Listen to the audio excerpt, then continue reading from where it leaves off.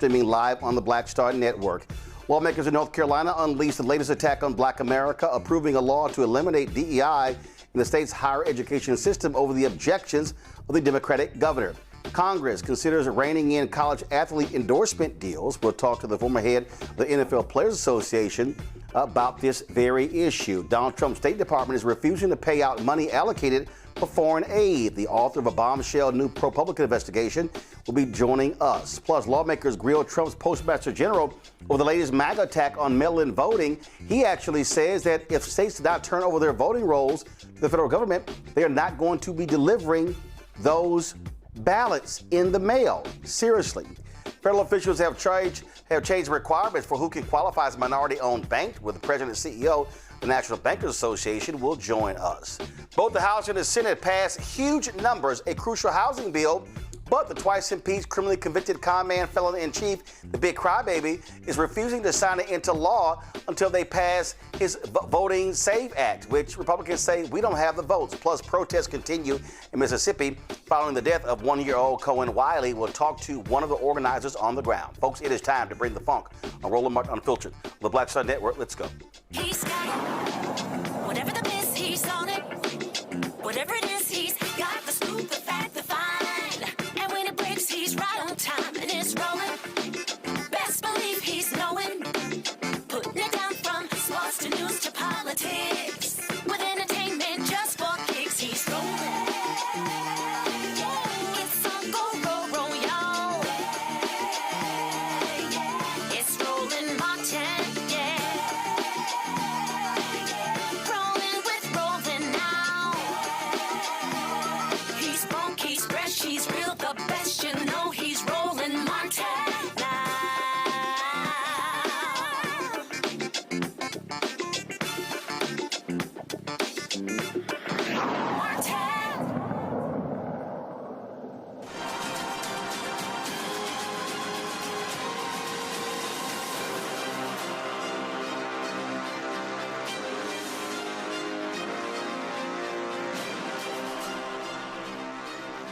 The GOP's war on Black America continues. This time we're talking about black banks. The Trump administration changed the requirements regarding which institutions can be considered a minority-owned bank. Under the new language, seriously, a bank can qualify as a minority depository institution if it can demonstrate that 51% or more of its ownership is held by someone from a socially or economically disadvantaged group.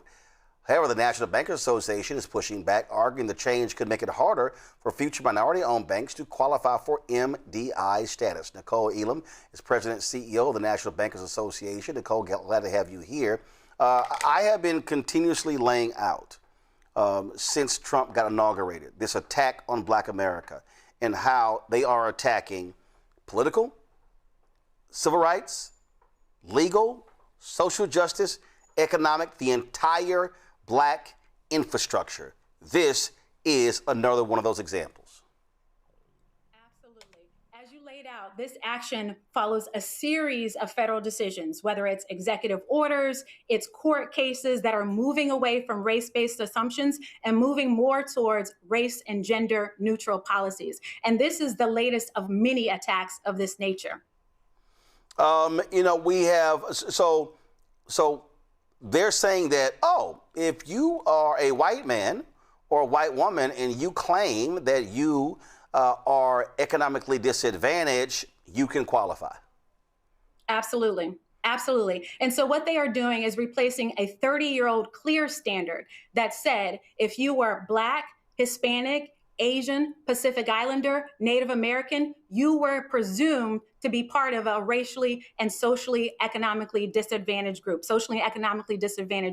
Now that completely goes away. So now I can be anybody, a white man, and I can make the case that I am a part of a socially and economically disadvantaged group. And so it's opening up the floodgates, and it's going to have a chilling effect on the industry because the very communities that are going to be impacted by this are the communities that were created to be protected by this particular policy. So it's going to have a chilling effect. And so whenever you replace clarity with uncertainty, it's going to impact new banks. They're not going to want to be designated as an MDI. Why? Because I don't know if I'm going to be able to meet the standard because you took away the standard to hurt me. So why would I go through this process? It's also going to have a chilling effect on the existing MDIs. As you know, there are only 24 Black banks, and those banks need to grow in order to do more lending in their community. But I'm going to think twice. Do I want to raise capital to grow? Do I want to merge with another bank to grow? Why would I do that? Because if I do that, that's a material change. And I'm going to have to go and prove that I am now part of a socially and economically disadvantaged ownership group. Anthony, go to my iPad. This is the 5-page statement right here. The Department of Treasury Office of the Comptroller of the Currency, OCC policy statement on minority depository institutions. And it goes on here talking about how they've updated the policy statement. It says this removal improves the policy statement's expected longevity and avoids future confusion. The document includes other conforming edits. For example, under the previous version of this policy statement, the OCC could, at its discretion, continue to designate a bank as an MDI under certain circumstances when the bank no longer met the statutory definition of an MDI to improve the policy statement's consistency with FIRREA while minimizing disruption to current MDIs. The updated policy statement describes how the OCC will maintain the designations of current MDIs. And so they're claiming that, oh, no, this is not going to be a disruption, Nicole. This is no big deal. Yeah, I don't know how moving from clarity from a 30-year-old standard to unclear makes it better. It's not going to make it better. There was nothing clear about a minority group being Black, Hispanic, Asian, Pacific Islander, Native American, and they added women. That was very clear. Now you're saying I'm becoming more clear and helping you out, and it's not going to have an impact on you by moving to something that's big and broad by saying socially and economically disadvantaged. This would be easier to swallow if we had not seen everything that had happened, if we had not seen executive orders that sought to dismantle DEI programs, if we had not seen cases like the Harvard case, the section or the 8A program, SBA 8A programs that sought to dismantle these types of things. If we hadn't seen that, then maybe. But you're following the same pattern that you followed in those cases. See, this is one of the reasons why when Trump unveiled his platinum plan, I call it a tin-foil plan, I knew it was fraudulent. In fact, this right here, this is the Black Economic Empowerment and Access to Capital section. It says right here, grow minority-owned businesses with additional tax cuts to stimulate hiring and investment. It says here, increase activity in opportunity zones. Then it goes, fueling access to capital for Black-owned businesses. Increasing opportunities for small business lending and technical assistance through community development financial institutions as CDFIs in order to grow business and create generational wealth opportunities with over $400 billion in lending. Examine alternative ways to build credit. Make the Minority Business Development Agency permanent. Appoint its leader to the Assistant Secretary of Commerce level. Create a sub-office of African American Affairs and engage with private sector advisors to ensure real-world plans and solutions. Increase the number of Black-owned contracting businesses, financial service entities, and private equity investment funds through regulatory reform and up to $40 billion in government funding alongside traditional private investment. And host senior executives from major financial institutions on a quarterly basis to advance new and equitable lending programs for Black communities. Nicole, all of this was flat-out trash. All of those things have been attacked. All of those things. Even when you think about the lawsuit against MBDA, all of those things have been attacked. And what we do know is that capital is the civil rights issue of the 21st century. And when you attack people's ability to have access to capital, you attack their ability to build wealth. And when you come after Black banks, you are coming after communities' access to capital. That means people aren't going to get access to mortgages. They're not going to get access to small business loans. They're not going to be able to build businesses, buy homes, save and invest in their future. They're not going to be able to do that. Why? Because what we know for certain is that Black banks do more lending in their communities than their peers. We do 2 times more lending in our communities than our peers. So when you are attacking capital, you are attacking our ability to build and create wealth. And they have been systemic along the way. In this move to be more race neutral, in this move to be more gender neutral. Well, and not only that, the reality is in the last year, Biden-Harris, Black businesses got $10 billion in federal contracts. It was 2%. That's not anything that's just to yell about, but the reality is that that was actually a record. And here's what we know, under Trump, It's now down to 1.2%. We know the SBA broke records 3 straight years with its lending to black businesses, and we're seeing a massive decrease under Trump. I keep saying this is an anti-black administration, and they do not want to see African Americans thrive. And these things that they are doing are very specific in terms of how they are attacking black America. Over the last 5 years, you saw the most growth amongst black banks that you had ever seen. They grew by 80% in asset size, the most growth that you have ever seen. Now you're starting to see a decline. And that's not by accident. It was because you had policies that were in place that were focused on helping these black banks grow. And now you have policies in place that are doing the very opposite. And so I just want to be perfectly clear what you just said here. Let's be real clear. Because you had Biden and Harris, a Democratic president and vice president, and because you had them advocating specifically for black banks and for CDFIs, and then you had, of course, the Congressional Black Caucus and others. You had them controlling the power of the purse, controlling the House those first 2 years. There was a direct benefit to black America as a result. And so when you talk about lending, that's lending to small businesses, individuals who need that support. And let's just be perfectly honest, and I'm going to name names. These are businesses that could not go to a JP Morgan Chase or go to a Bank of America or go to a Wells Fargo to get that investment, to get those loans, to get those lines of credit. And so this is what we're seeing. And so you had Democrats who were advocating for black banks, and you were the beneficiaries of their work. And now we're seeing that it's not the case under Republican MAGA rule, correct? What I'm saying is that intentionality matters. When you have an administration that is focused on black businesses and black banks and black community lenders, you see it reflected in policies and procurement and programs. If you have an administration that is intentionally doing the opposite, you see it reflected in programs, policies, and procurement. And we are right now seeing 2 different things. Last question for you. Obviously, he is in the White House for 2 more years. Obviously, you've got a midterm election going on this November. Listen, if Republicans continue to control the House and the Senate, and obviously he's there in the White House, this is going to be hugely problematic for black banks over the next couple of years. Yes or no? Absolutely. Yes. You are not going to see new black banks being formed. It's going to be very difficult for black banks to grow and to raise capital. Why? Because why would I go through the process of putting myself through a new designation that is unclear if I don't know what the outcome is going to be? So it's going to have a chilling effect on new banks. You're probably not going to see a lot of new black banks being formed, and it's going to have a chilling effect on existing banks who are trying to grow, raise capital, and merge. All right, then. Nicole, we surely appreciate it. Keep up the good work. We appreciate you joining us. Thank you for having me. All right, quickly go to my panel. Rebecca Carruthers, President and CEO of Fair Election Center out of D.C. Robert Patillo, Civil Rights Attorney with the Patillo Law Firm out of Atlanta. Jolanda Jones, Texas State Representative and lawyer. We also have Georgia State Representative Derek Jackson joining us right now. Okay, glad to have you here. Real quick, Robert, you work with Rainbow Push in their economic project there, and this is fundamentally clear. This is about economics. This is about money, and we tried to tell these people, and all these ADOS and FBA people who were telling us, oh no, Kamala's this, and all these fools running their mouths out here. Folks who don't even vote saying, oh no, Kamala is the same as Donald Trump. There's no difference between the two.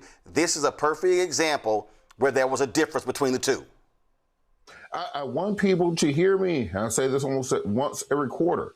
Those organizations, ADOS, the FBA organizations, are almost all COINTELPRO. If you look at where their money comes from, they do not come from black organizations and black people. When is the last time you saw an ADOS or an FBA fundraiser? When was the last time you saw an online marketing campaign saying for you to donate to them?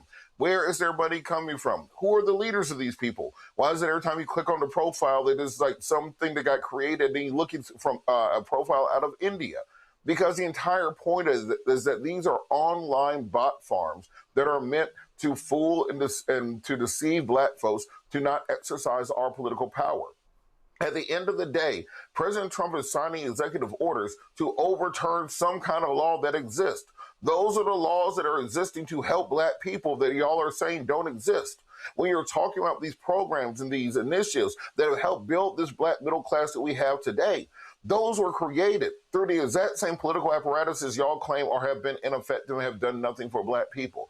It is crucially important that we teach civics in our community, that we teach people to understand not just to vote, but why they are voting and the power involved in it. And just as we saw in these elections yesterday, where we saw Democratic socialists winning around the country when everybody has told us that they could never win, what we are seeing now is a political sea change that we haven't seen since the rise of the Tea Party a decade and a half ago, where we're seeing a realignment of American politics. And if black folks are really going to start fighting towards many of these causes, such as reparations, such as territorial concessions, such as an acknowledgement of slavery, the things we have talked about, this is the time to do it. But you can't do that without unity. You can't do that without a plan. You can't do that when you're allowing the federal government and their intelligence agencies to intentionally break black people apart and turn us against each other with online misinformation. Yep. We're seeing this from every group across the globe. Derek, we keep trying to explain to people there are consequences to elections.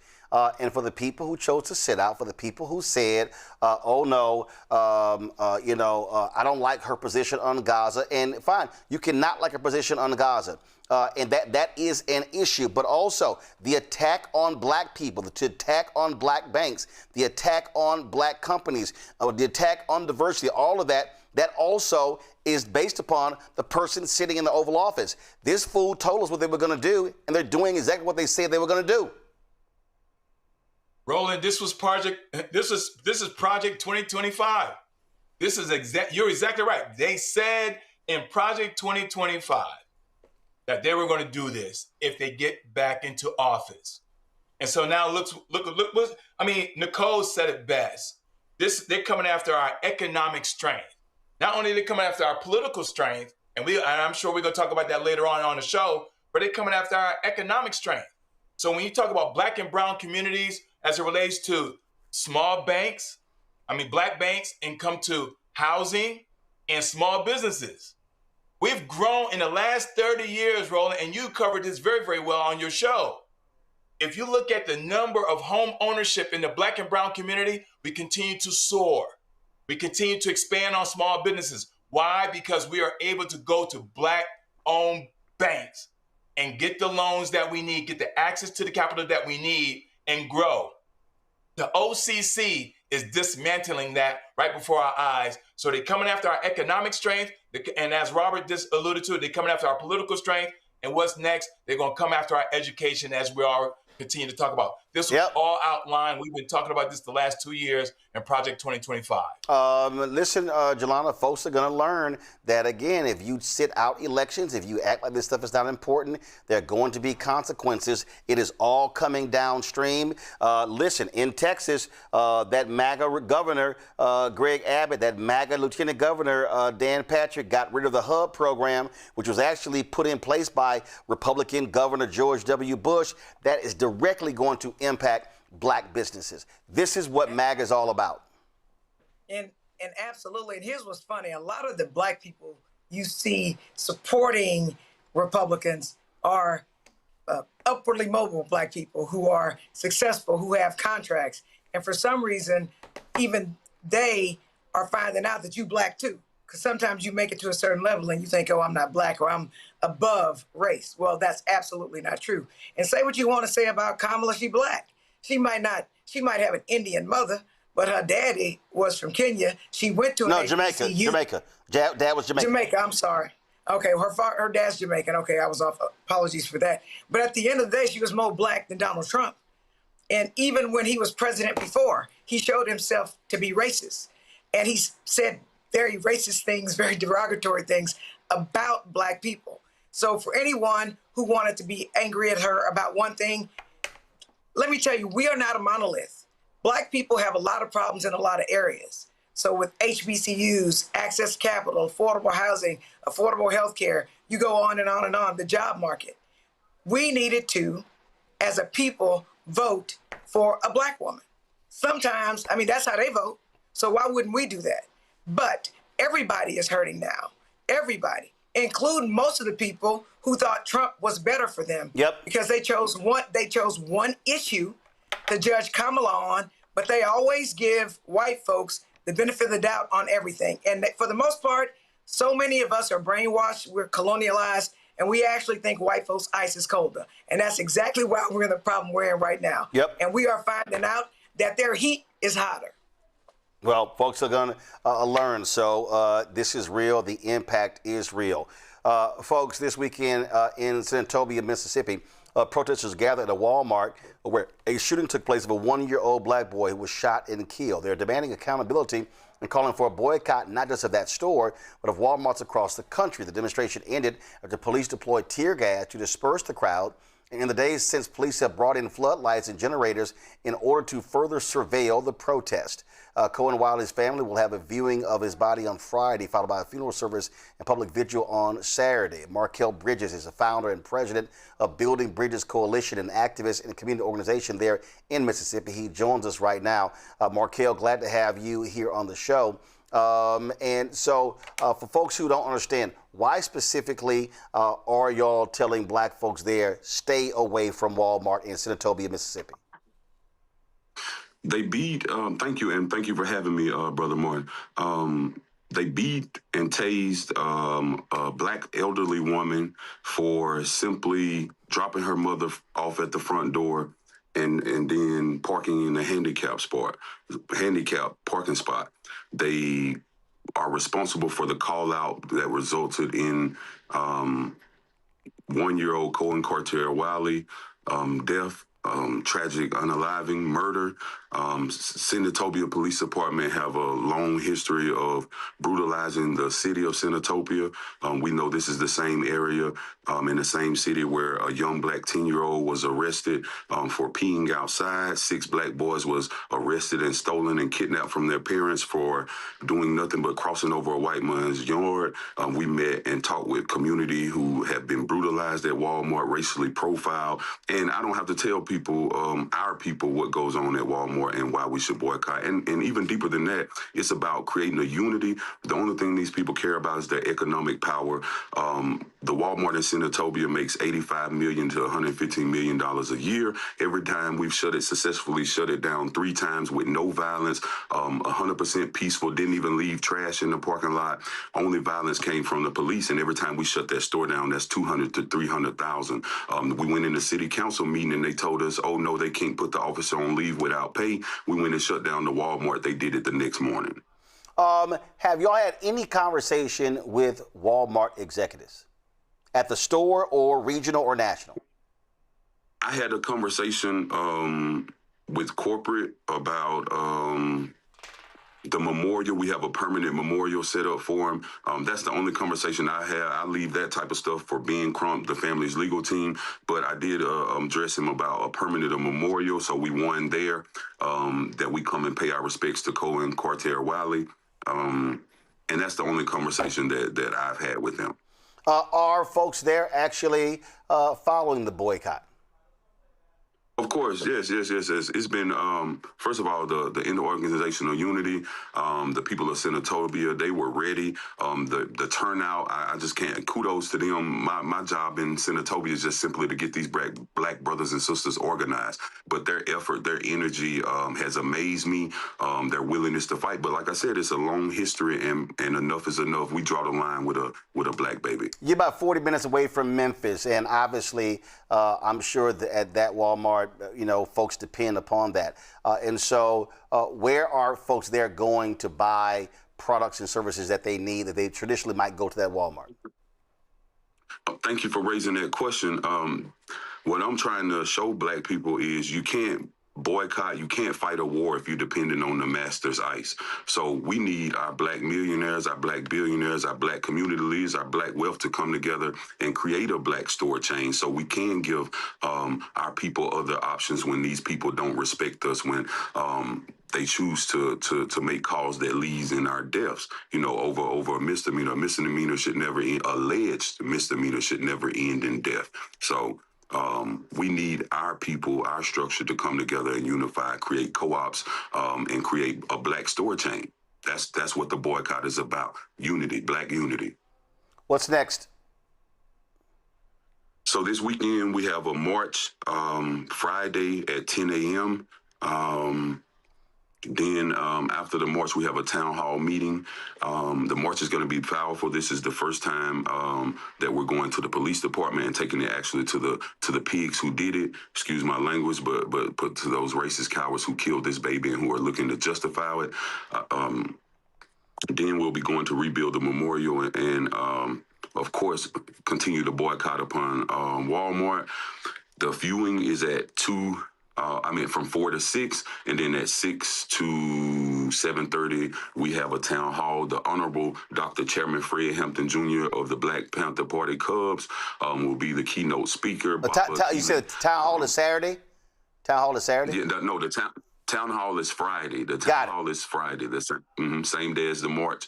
And we will have Baba Keeley, BLM Rapid Response. We'll have Dr. Jill Collins Jefferson with the Executive Director of Julian. We'll have Melanie Marie, a political organizer out of St. Louis, who actually freed 40,000 black men by shutting down a prison there.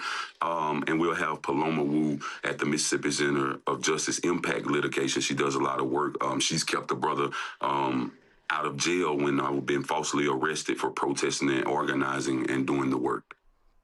All right, then. Markel, well, listen, keep holding the line and demanding accountability there in Senatobia, Mississippi, and keep us abreast of what's next.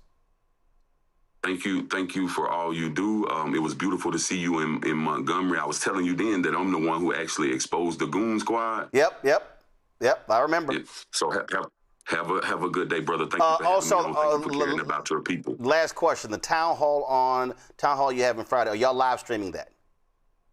Yes, and I already talked to the young sister. I'm going to make sure you get access. The family wants the funeral and everything public, but they have requested no video or any pictures of young baby Cohen's body, but they do want this public and for the public to support them. All right, well, let's keep us abreast so we can get to our digital team, so we'll restream that.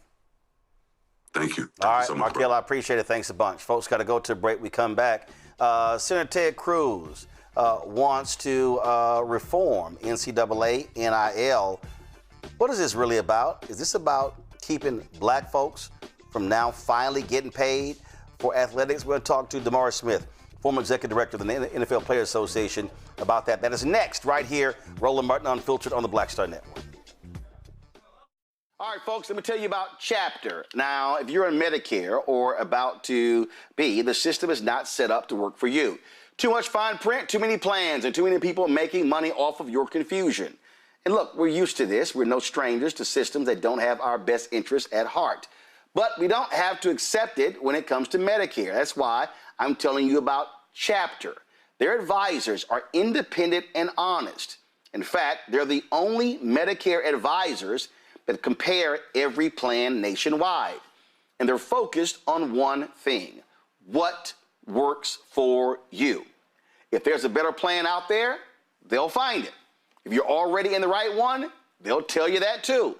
There are no games. Just last year, people who switched with Chapter saved an average of $1,100. It's 20 minutes and a real person. It's completely free. My parents actually have already called. My mom sent me a text. Folks, give Chapter a call at 724-264-8281, 724-264-8281, and connect with someone you can trust. Folks, these are the kind of services that we need for our audience here at Roland Martin Unfiltered and the Black Star Network. So call Chapter right now, 724-264-8281. With medicine and science under attack, I want to keep you and your family informed and healthy. I'm Dr. Ebony Hilton, and I knew at the age of 8 that I wanted to be a doctor. So I studied hard and became the first African-American female anesthesiologist hired at the Medical University of South Carolina since its opening in 1824. And I always say I was made into a doctor, but I was born to be a mom. And as a new mom, wife, sister, daughter, and friend, I I understand how frightening a medical crisis can be. I care for individuals on some of the worst days of their lives, and it's my mission to provide you with a safe space to gain clarity on issues affecting your mind, body, and soul. I recognize that there are health disparities, particularly as it pertains to race, and I want to help bridge the gap between you and your healthcare providers. Join me every Thursday for Second Opinion on the Black Star Network, where each week I'll invite experts from various medical fields to share the latest health news. We'll discuss topics such as the vaccine debate, mental and sexual health, medical bias, infertility, menopause, andropause, nutrition, and aging.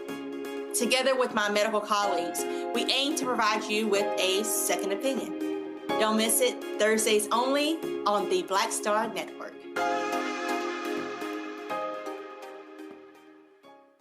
Hey, it's John Murray, the executive producer of the new Sherry Shepherd Talk Show. This is your boy, Earthquake. And you're tuned in to Roland Martin, Unfiltered.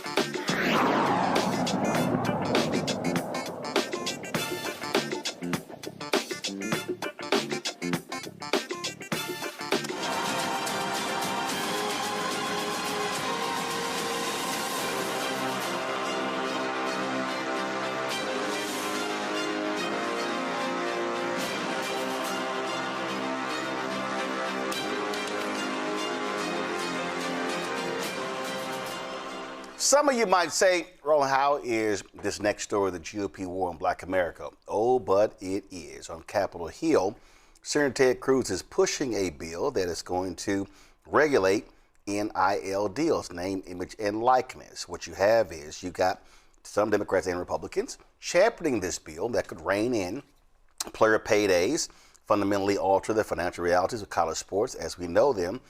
They're really upset also about the transfer portal. They're upset that for the first time, athletes and their parents have leverage, have influence, and they're maximizing that. These schools are upset, and you saw Donald Trump have this big old meeting, and Nick Saban is there, and they had all these other coaches who were there, and they had other folks talking about, oh, we've got to reform the NCAA. We can't have this, and all you keep hearing them talking about is the players and this schools are losing money, but not one time have I heard them say, you know what, we need to cap what coaches are getting paid. We need to stop coaches from being able to leapfrog from one job to the other. So what's going on here? Remember, there were two bills. There was a SCORE Act that was scrapped because the CBC came out strongly against it, and actually two of their members were responsible for the bill.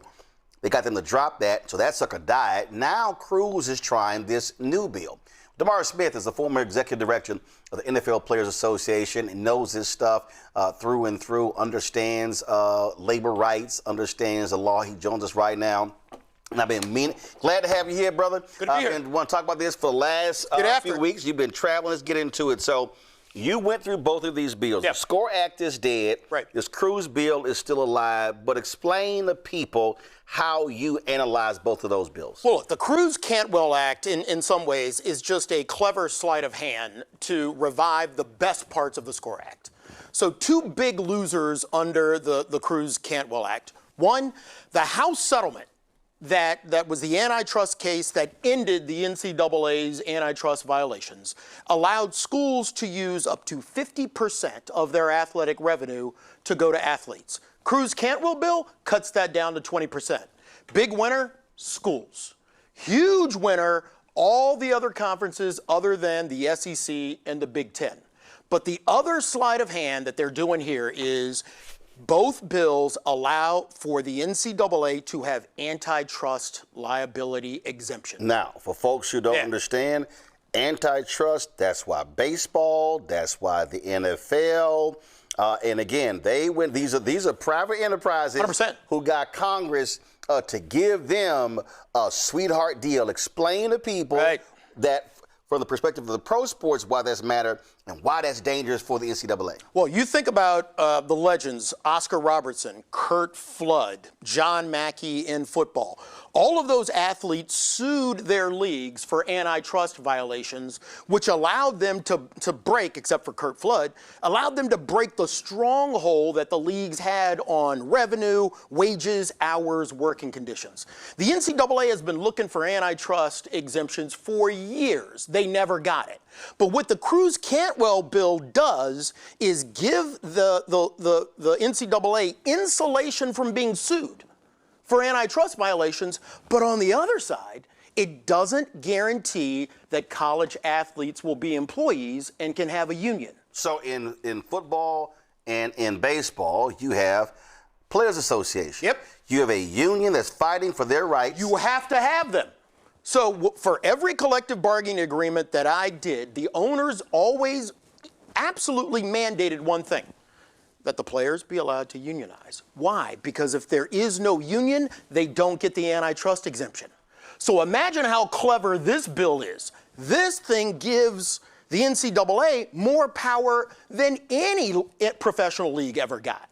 So the idea that they are giving basically the NCAA a blank check to be absolutely immune from most laws, and nonetheless, there is nothing in both of those bills that say every college athlete will be treated as an employee, and therefore they can form a union. It's getting all of the up with none of the down. And so what we have been witnessing over the last several years, finally, athletes being able to leverage their talent, their marketability, yes, being able to earn revenue. When I think about Terrell Pryor, sure, when he played at Ohio State, 100%. He was suspended for signing jerseys. 100%. He lost, so the university is making money, and they said, you cannot make money off signing your name to a jersey that has your name on it. 100%. And then you have the NCAA that was making millions off video games, yep, using the likeness. You talk about Oscar Robertson. Sure. He ain't played in Cincinnati in 60 damn years. But they had the likeness of Oscar Robertson, sure, his number, his body type, sure, Cincinnati, on the game. He wasn't making money, and it was Ed O'Bannon who sues them, had them on the show, 100%. and they kicked their butt, and they were like, oh, damn. Now they're having to share the wealth, and they don't like it. It took 25 years to allow a person to be compensated for their name, image, and likeness. Let that sink in just for a second. 20 years of litigation over whether someone can use the innate characteristics of a human and not allow you to make money off of it. So the Cantwell-Cruz bill, to me, bails out the NCAA for decades of absolute malfeasance and perhaps the worst leadership that I have seen in sport. I mean, think about this for a second. And both bills, actually have one thing in them that is a non-starter for me. If you are willing to use the term student-athlete, you are buying into the National Collegiate Athletic Association's original sin. And that term, student athlete, when they told me I was a student athlete when I got to college, Roland, you could not tell me anything until I learned the origination of the term. That term came from a man named Ray Dennison and his family, Ray died on a football field. His wife gets death benefits under workers' comp. The precursor of the NCAA rides in, they sue the wife, they sue the 3 kids. Why? Because paying for benefits and paying for health care is not the NCAA model. So for the first time in history, the NCAA convinced a court that Ray Dennison was a thing called a student-athlete. And any bill that accepts the NCAA's original sin should be dead on arrival. So, folks, I interviewed Taylor Branch a number of years ago my hero. on my my Washington Watch show, and he had a book. It was an ebook, yep, and it was called The Shame of College The Cartel, yep, Inside the Rise and Imminent Fall of the NCAA. And that point that you just made, people did not understand. Right. That the phrase student-athlete was not created out of academic concern. No. It was not, let's really describe it. It's not an exalted term. It was a lawyer that created the phrase 100%. to defend them in a lawsuit. 100%. And every time, and I love March Madness, but every time you hear the word student-athlete, student-athlete, student-athlete, it's the NCAA hiding behind their original sin. And whether Ted Cruz or whether Cantwell understand that original sin is on them. But if you have a bill that starts with accepting that second-class status of athletes, that is purely a wrong way to look at what we're trying to do to fix college athletes. And look, are there things that need to be fixed? Yes. But I find it absolutely rich that everyone is complaining about the transfer portal when I consider the poster child of the transfer portal is Pete Carroll. Pete Carroll left the USC athletic department in shambles. They took away Reggie Bush's Heisman Trophy. And the person that utilized the transfer portal to its highest and best use was a coach who left that stinking pile at USC and went off to coach at the Seattle Seahawks. Mm-hmm. So I don't understand why everybody is so concerned about the transfer portal now that gives students the exact same freedom of movement that coaches have had for decades. And this is just a reality. A student who is a music major, 100%.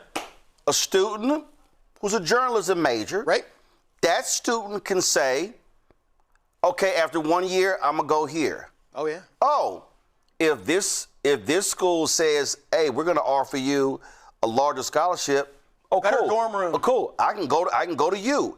So a regular college student has the right, has the ability to go. If you're in the band, anyway, you can hopscotch. You can go to 2, 3, 4 schools. No one complains. The only issue might be, can you transfer your credits? Stuff along those lines. That's all that matters. But what these folks want is they want the labor, they want the riches, and they're trying to put that genie back in the bottle. Trying to put the toothpaste back in. Let me take it one step further. In my class, I'm going to be teaching in Georgetown in the fall. I teach a class, and I use the hypothetical that you talk about, and I call it the day of the big game. You've got one side of the stadium, and the football players are running out. You've got other side of the stadium, and the band is running out. Let's just assume that a football player runs out, trips, falls. He's a junior, tears his knee all to pieces. Let's look at what happens to Johnny Linebacker. The next year, Johnny Linebacker does not get a scholarship, Roland, because he cannot play.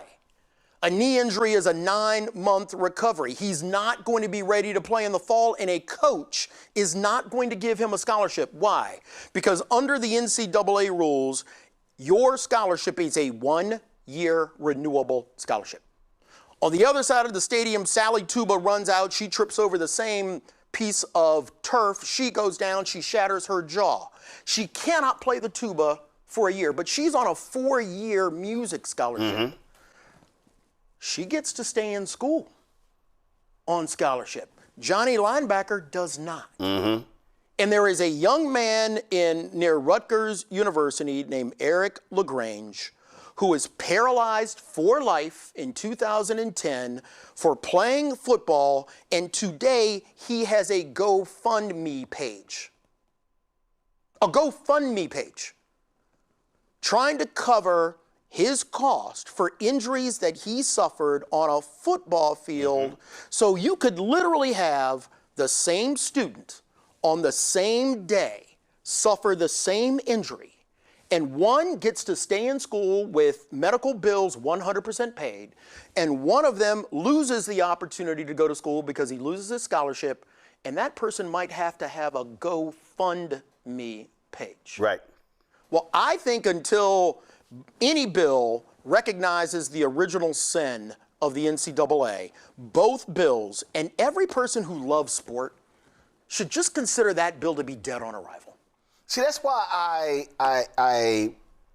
it really pisses me off when I listen to fans bitching and moaning about a player leaving or going here, or it's the love of the sport. It's the for money. The good of the game. Right. I mean, we just watched the Knicks win the NBA championship, and people were like, well, Jalen took less money, and it was really about winning the ring and the title. James Dolan don't care about that. No. James Dolan's not saying, well, I'm gonna take less. No. And so people need to understand this system. In fact, go to my iPad, and I have this book. This is the man who led the NCAA longer than anybody else, Walter Byers. He wrote the book called Unsportsmanlike Conduct, Exploiting College Athletes. This is the man who was over the NCAA, who laid out the original sin, who 100% laid out how they screw the over scheme, athletes. The scheme. Walter Byers lays out the scheme. And my point, and you and I get frustrated for the same two reasons. It's like he was the head of the cartel, and he's telling y'all, let me tell y'all how we sell drugs. That's what he did. He talks about how he made up the term student athlete. So to me, you have two things you can get wrong if you're a congressman or a legislator trying to fix something. One, being ignorant of the history. And second, if you come up with a system that in any way, shape, or form creates a two-classification system, it has to be wrong. And for all of those fans who talk about the love of the game, the reason why I engage them and I tell the story about the big game and the player on the right and the player and the two player on the left is, let's talk about it if it was your son or if it was your daughter. Well, I would love a bill to be called Let's Treat Athletes Like Everyone Else in College Bill. Because that way, you have to sit down and address all of the issues of the original sin. And you have to come to some really, really tough understandings. One, most athletes who are playing at a Division I school, and I had a son who did the same thing, are spending 60 to 70 hours on the field. Why do we expect them to graduate in the same 4-year period as anybody else? You come down to some of those people and you say, hey, look, maybe we should give those athletes an extra year to graduate. Well, man, I don't know how we're going to afford that. It's a chair in a room. Let's pump the brakes.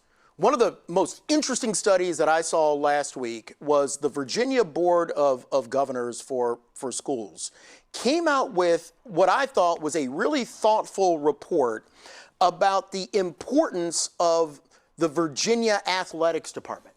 And when I read that, I was stunned because it actually put into financial terms, what does an athletic department run by whom?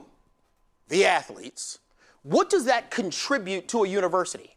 And it talked about the hundreds of millions of dollars in free advertisement that the university gets. It talked about the millions of dollars that these athletes are generating for the local community and the local environment. So don't tell me that we have to have a two-tiered system because you get your feelings hurt if your quarterback goes into the transfer portal. Right. Just stop.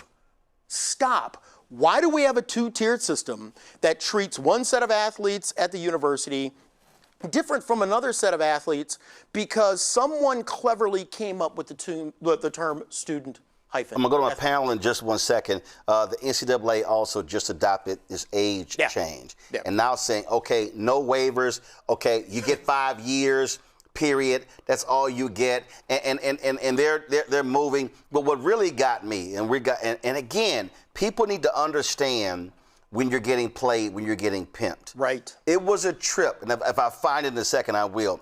It was a trip watching watching college sports, and they're showing we need the SCORE Act because if we don't, all of these Olympic sports, they're not going to be able. So badminton and volleyball and all of these sports, and we have to adopt this because we're going to lose all of these women's sports because they're going to go away. And they're showing you oh my God, how great we do winning gold medals in gymnastics and all this sort of stuff. And I'm watching this crap. I'm like, if y'all fall for this, you're stupid. But this is also why the public falls for giving billionaire NFL owners and NBA owners billions of dollars to build new stadiums because they are trying to appeal to you emotionally. 100%. And you don't even realize how 100%. Who's getting screwed and how they playing. But look, the Buffalo Stadium will go down in history as the worst deal for taxpayers in history. Also, all because they wanted to make sure that the Bills stayed in Buffalo. And by the way, at the end of the day, there's a guy with a $100 million yacht parking his yacht in the Hudson Bay so he can watch his daughter play tennis. And at the same time, you're taking away. You That's the can't guy who afford owns Buffalo Bills. Pagula, right? Yeah. You're taking away money from women and people who need food stamps. You're taking away money from the schools. Under what scenario does a billionaire get to build a free profit center? And that's what the NCAA has the same been. Thing. That's what they've been. Thing. They have been, and we know where they're going. They are going to really a two-league model because it's all TV driven when it comes to football. And now they talk about, let's expand to 24 teams in the playoffs. I mean, it's all about money. Here is what the NCAA is worried about, and the reason why they are backing these bills. Both the SCORE Act and the Cantwell-Cruz bill was the let's keep the NCAA around bill. Because two conferences have slowly come to the realization that they do not need the NCAA anymore. SEC and Big Ten. And really, that also, and this thing goes back, now even though I understand when Eddie Robinson testified, when it came to the TV contract, I think went to the Supreme Court by saying NCAA, you can't regulate the one game 100%. a week. That allow conferences to negotiate their own deals, then allow schools to negotiate their own deals. Right. If people don't realize, Notre Dame has their own contract with NBC. Folks don't realize Jackie Sherrill was that close 100%. to negotiating the same deal 100%. with Texas A&M and ABC. But the only reason they got it is they didn't have the antitrust protection. Right. This gives them all of the cover that Eddie Robinson wouldn't have any ability whatsoever to fight. So what this bill will do is literally keep the NCAA in power while schools and conferences like the SEC and the Big Ten are saying to themselves, wait a minute, what do we need you for? Right. And by the way, this House settlement, and you want to talk about the non-revenue generating sports, and I'm a big believer in women's sports. The reason we have women's sports is Title IX. Yeah. The fact that the lawyers on both sides, and one of probably the main lawyer who settled the House settlement is a dear friend of mine. But let's remember, the House settlement did nothing to contemplate Title IX. Title IX is not a sports act. Title IX decided by Congress that any organization receiving federal funds, you have to make sure that the opportunities for women are exactly opportunities. So I use it in my speech all the time. Title IX was about the professional schools. Yes. It was about dental schools, law schools. Not sports. Engineering was not sports. And in fact, that was a different entity that ran women's sports in college. 100%. The NCAA didn't come into the picture until the 1980s. They're always late. Right. So when they keep talking about Title IX in sports, I'm like, that was not why Senator Ted Kennedy championed the bill and got it passed. No, Title IX in sports came as an afterthought, right? But now it's here. Right. But here's the reality. Under the House settlement and the way that it's proposed, it is a fact that the majority of the money is going to go to college football, college basketball, and maybe women's basketball. So the House settlement and Title IX are on a collision course. Right. And again, when you sit back and you realize I'm not going to make any friends at the NCAA, but I haven't made any friends at the NFL either. I can't imagine a more glaring example of poor leadership than that. I mean, the idea that you're going to have a Title IX problem, but you nonetheless enter into a House settlement without contemplating how we're going to fix this means you are just setting up this thing for another fight for another day. And real leaders are paid to solve problems, not ignore the ones that might be 2-3 years down the road. I say it, folks, there were a couple of CBC members who initially supported the SCORE Act, and then they dropped it. Yeah. And I'm wearing HBCU gear this week, so today I'm wearing Southern shirt. And let me go ahead and say this here. The HBCU conferences, they're being used by the NCAA as well. SWAC, MEAC, don't get me going. CIAA, what they did was they brought them in and they said, hey, we need y'all to stand with us on this. And people don't understand what that was all about. Yeah. And I'm sorry, it was bad for them to do it, and they were being used for other purposes. If you understand the history, you wouldn't have done that. if you understand the history that this entire thing has created a two-tiered system for students at the same schools. When have any one of us who looked like us ever championed anything that there was a two-tiered system? No. So I talk to coaches, I talk to ADs, I understand what they hope will come from this. But if you don't understand the history and the way in which the NCAA, for years, has rigged the system. You and I grew up in a world where we never saw gambling on TV. Never. We grew up in a system where those schools, those HBCU schools had the athletes. Why? Because they couldn't go to the other schools. Nobody at the NCAA complained about it back then. Right. It was all good. So the first time that you have seen NCAA coaches come out and talk about the system, the only time they have come out, except for I would say like John Calipari, right? But for the most part, the only time you have ever seen any current or former college coach come out and complain is after athletes had the same right of transfer that they did. Right. And also, I just want people to keep in mind,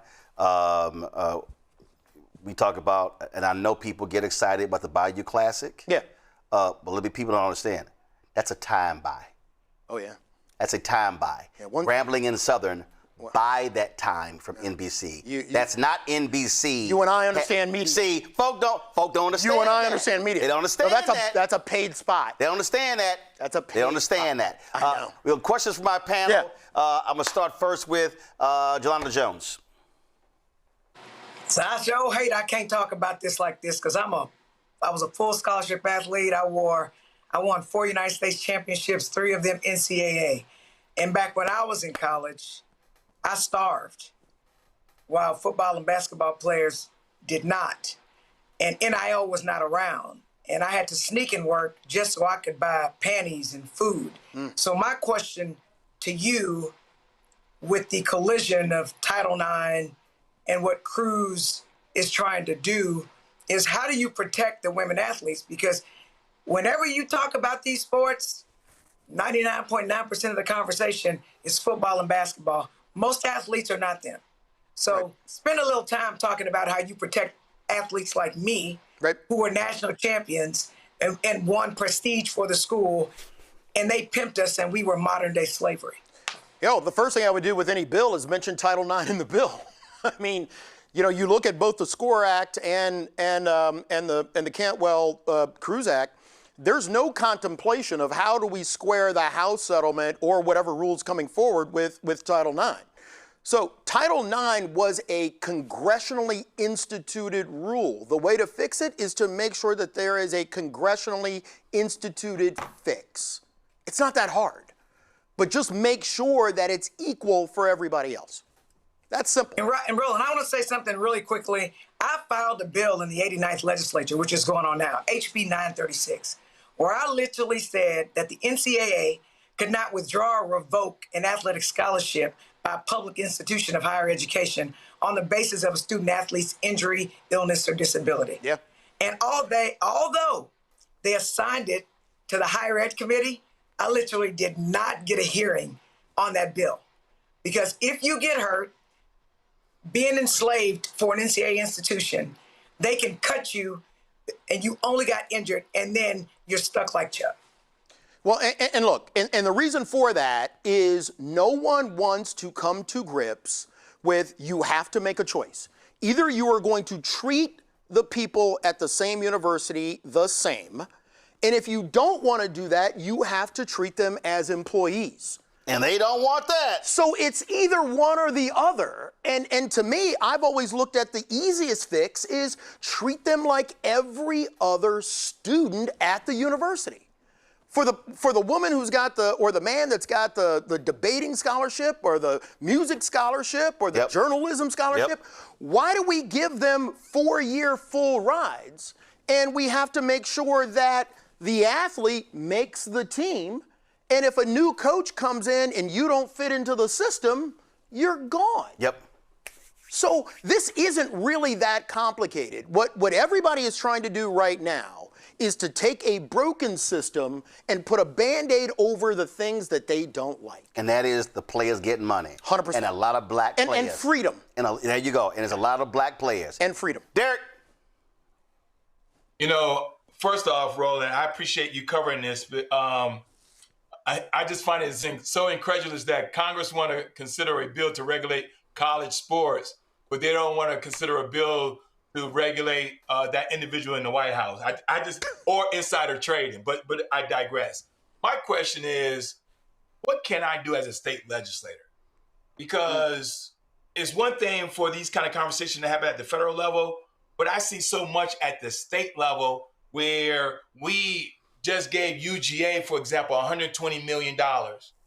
We gave Georgia Tech $88 million, but when it comes to HBCUs in Georgia, we might give them 10, 12, $30 million. Yep. And all these coaches are state employees. Yep. So the most expensive state employee is Kirby Smart, the coach up at UGA. Always has been. So what can we do as a legislator to sort of help in this fight? So what was the bill you said someone should sponsor? That can be sponsored on the state level. 100%. Treat college athletes like every other student act. I mean, that is something that you could do on the state level. The other thing is, look, I think one of the mistakes we make on the people who believe in democracy, we are sometimes on our side of the table afraid to use their own language. Yep. And the language that we should start using is states' rights.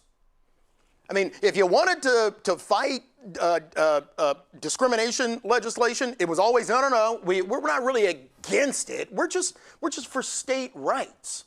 Well, right now, every person who truly believes in equality and freedom should take up the states' rights mantle and say, in Georgia, we are going to treat the athletes in the same way that we treat everybody else in the university. And let's say Derek sponsors that bill. The reality is if federal can do whatever they want to. Whatever you want. But what's going to happen is when it goes to the courts, they're going to say, wait a minute, this is a state school. This would be a Georgia law. Supported by state taxpayers, and the state taxpayers have spoken. Yep.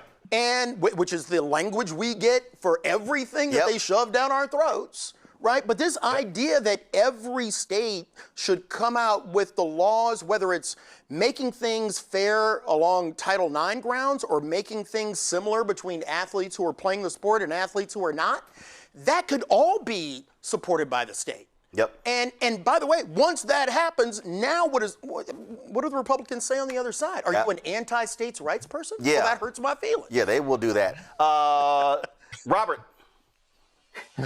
Thank you so much for all this knowledge. So I think one of the big issues that people have is when you hear the kind of broader context, the broader conversation in national media, they make it seem as if these students don't deserve to get paid. As if you hear President Trump talk about it, he makes it seem as if this is a donation to them. Can you talk a little bit about what these student athletes contribute to these universities and the fact that these coaches, you saw Nick Saban ran out of the coaching profession when he could no longer recruit the same way he did previously. Yep, How important 100%. is people to understand what exactly these students are contributing to some of these coaches who all of a sudden can no longer coach when you can't recruit the way that you used to be able to with your boosters, of course. In fact, I ran to Saban at Reggie Jackson's golf tournament. And he was complaining about Ohio State giving, was it $1 million he had as a backup DB. Look. And he was complaining about, he's like, oh, the guy's a backup. Well, they're paying him to be a starter, and that brother's now head to the NFL. And guess what? Saban benefited for years because he had 5 stars sitting on the bench 100%. for 2 and 3 years. 100%. And the problem now is he did not want to compete in a world where those 5 stars like, yo, I'm bouncing after 1 year.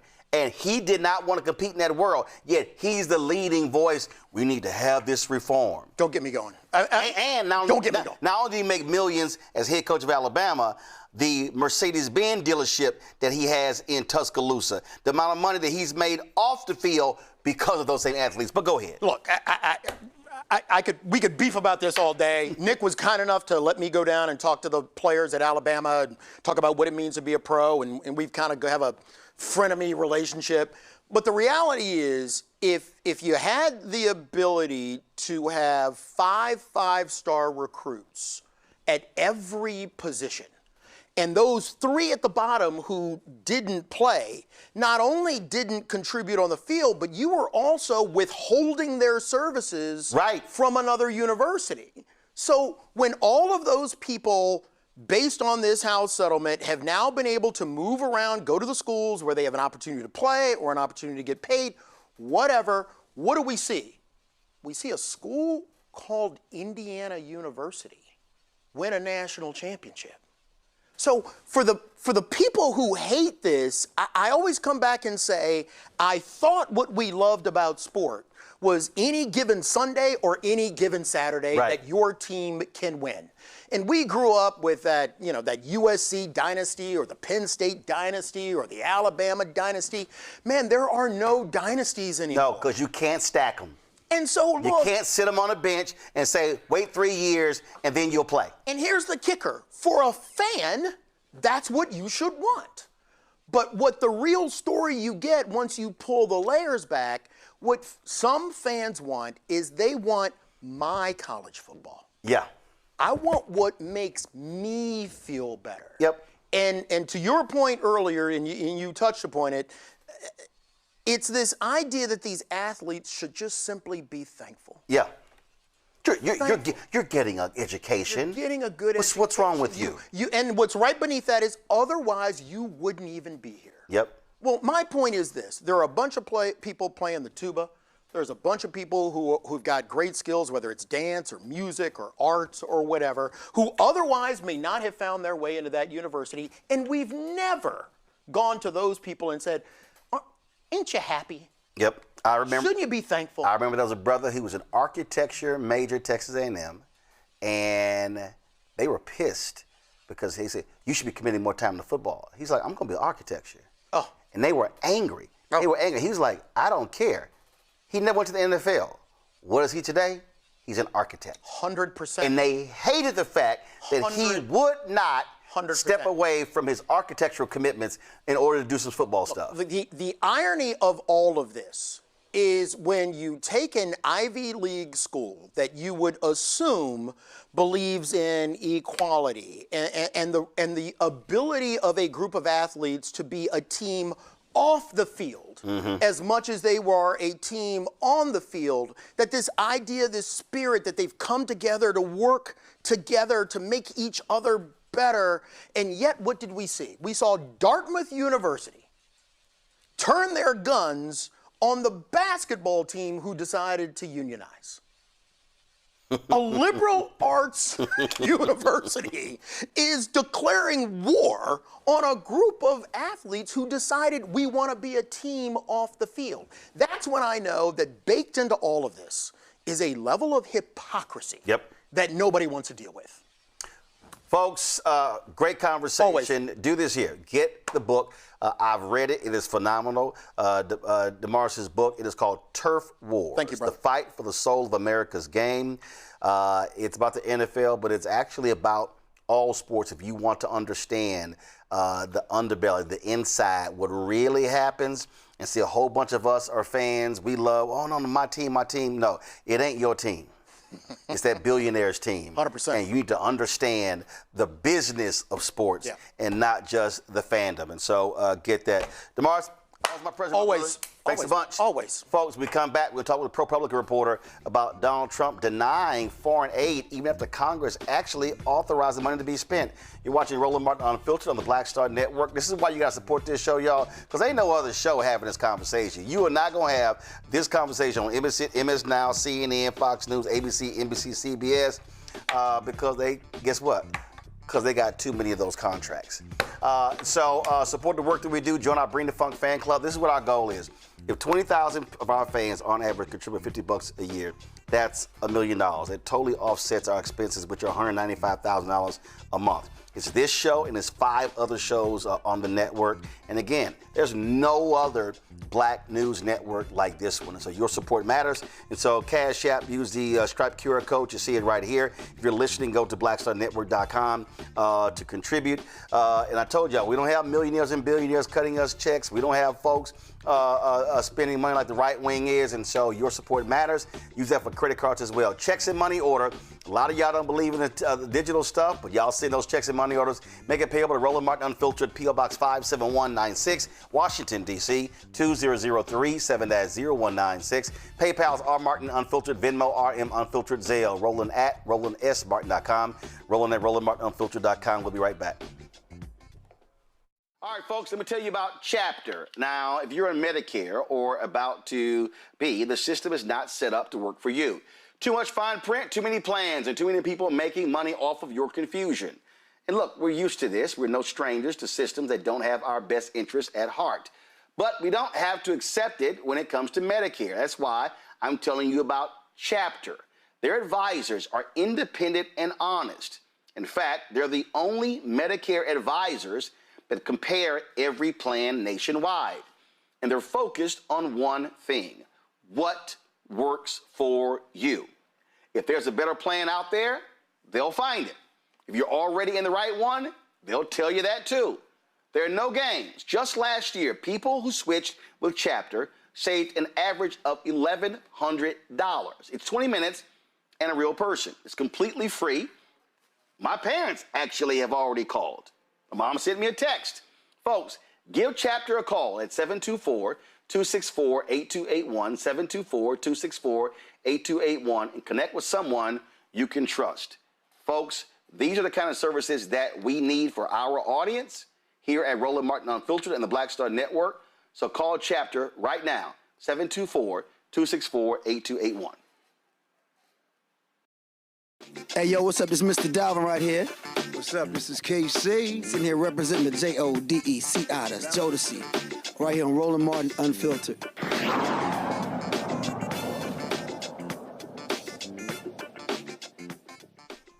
Twice impeached criminally convicted Commander-in-Chief continues to defy Congress on foreign aid. After eliminating thousands of programs, it fired nearly all of its staff. The MAGA White House tried to get Congress to fully shut down USAID, but lawmakers said no. According to a new investigation from ProPublica, the Trump administration has refused to spend billions of dollars that Congress earmarked for crucial humanitarian and global health initiatives. The money is marked as unallocated, meaning it's been sitting unspent. Experts describe it as a remarkable infringement on Congress's authority over federal spending. Anna Maria Berry Jester, a reporter for ProPublica, joins us right now. Her article is "A Huge Grab of Power. Trump is defying Congress on foreign aid." Anna Maria, glad to have you here on the show. Here's what folk don't understand. A lot of people ain't read the Constitution. Anything when it comes to money, it has a start in the House. And then once it passes the House, it goes to the Senate, signed by the president. So a lot of people, when they say, well, the president has the authority, no, the purse strings, per the Constitution, are controlled by Congress. They make the allocation.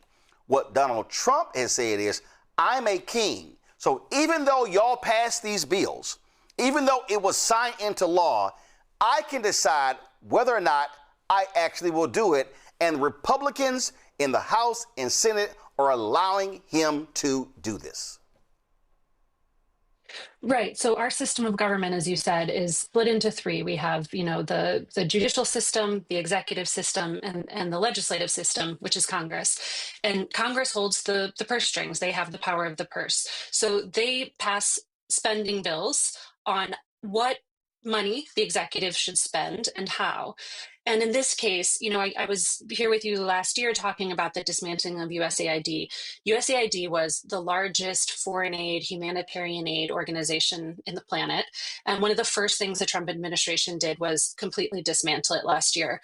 But when it came time to talk about the spending bill for this year, Congress said, with or without USAID, you have to spend on foreign aid. So they allocated billions of dollars to foreign aid. And what we wanted to know is, was the Trump administration following the law and spending that money? And what we found is, yes, they spent some money, but there are many ways in which they are not spending the money and not following congressional directives. So either spending money very slowly, which is also not legal according to numerous legal experts I spoke with, or not spending money on certain things that Congress earmarked money for, in this case, nutrition and things like reproductive health care. But then also, as you said, they have used this maneuver where they've labeled money in a certain way that means the State Department can't actually spend it without further permission from the budget manager for President Trump. Russell Vaught, who runs OMB, and hardcore right-winger, Project 2025, and his whole deal is, listen, I don't care what any of y'all think. We're going to do what we want. You can look at PEPFAR, George W. Bush, probably his most signature program, that has absolutely played a critical role in reducing HIV/AIDS across the continent of Africa and other countries. Well, they're like, you know what, we ain't doing this here. And State Department, they're sitting on almost $10 billion to deal with AIDS across the country. They don't care. Like, nah, we're not doing it. And so the people who call themselves pro-life are neglecting to spend the money, and it's going to cause massive deaths across the world. Right. So PEPFAR, as you said, is this program that's existed for some 20 years. It's credited with saving 26 million lives, mainly in the continent of Africa. It provides HIV care to millions of people, health care, all kinds of testing, all kinds of things that help to curb the HIV epidemic. And what we were told by people working in the State Department is that they've been given just half of the PEPFAR budget to work with.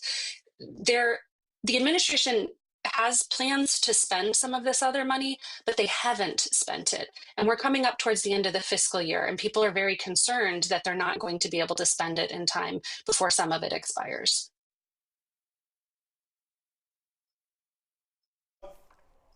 This is in your article. This is Senator Brian Schatz.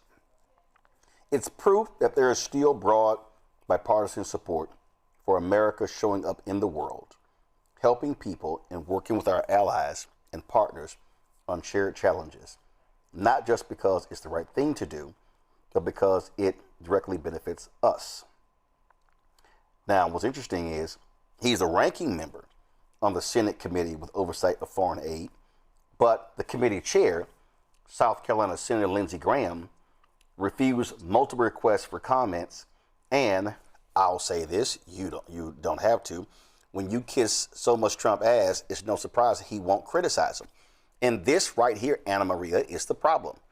Republicans are literally allowing Donald Trump to do what he wants to do, and they are abdicating their responsibility when it comes to the purse strings, and there is no way in hell, in any lifetime, that they would allow a Democratic president do the exact same thing if they control the House and the Senate. What you see in the bill from last year is that Congress together, Republicans and Democrats together, passed a bill that includes billions of dollars in foreign aid and also includes some pretty strict, strong language about how that money should be spent, how much of that money should be spent, meaning all of it, and directing the administration to give to certain organizations to spend on certain issues, earmarking money in certain ways. I did reach out to numerous Republicans and Democrats and did not hear back from any of the Republicans. Unbelievable. Questions from the panel. Derek, you first. So, Anna, thank you for covering this and highlighting the fact that the director, Russell Vaught, is leading this effort in freezing the $9.4 billion. My question is simply this. Why not highlight the numbers of death? The last 18 months, when they started this whole thing with Elon Musk and looking for $2 trillion and the whole USAID as it covered in your article, wouldn't it be more, wouldn't the gravity and strength of your article would be, here are the number of children and vulnerable citizens in this country and that country that have died in the last 18 months? Right. So last year, we actually traveled to Kenya and South Sudan and reported extensively on what happened when the US cut off foreign aid essentially overnight. So in Kenya, the United States had provided food for several very large refugee camps, including one in a place called Kakuma, where there's over 300,000 people living there. And what we found is that after months of receiving no aid from the United States, the World Food Program, who provided food for the people who are essentially trapped in this refugee camp, had reduced rations to such tiny levels that children were beginning to starve to death. And we met families who lost their children because they didn't have enough to eat.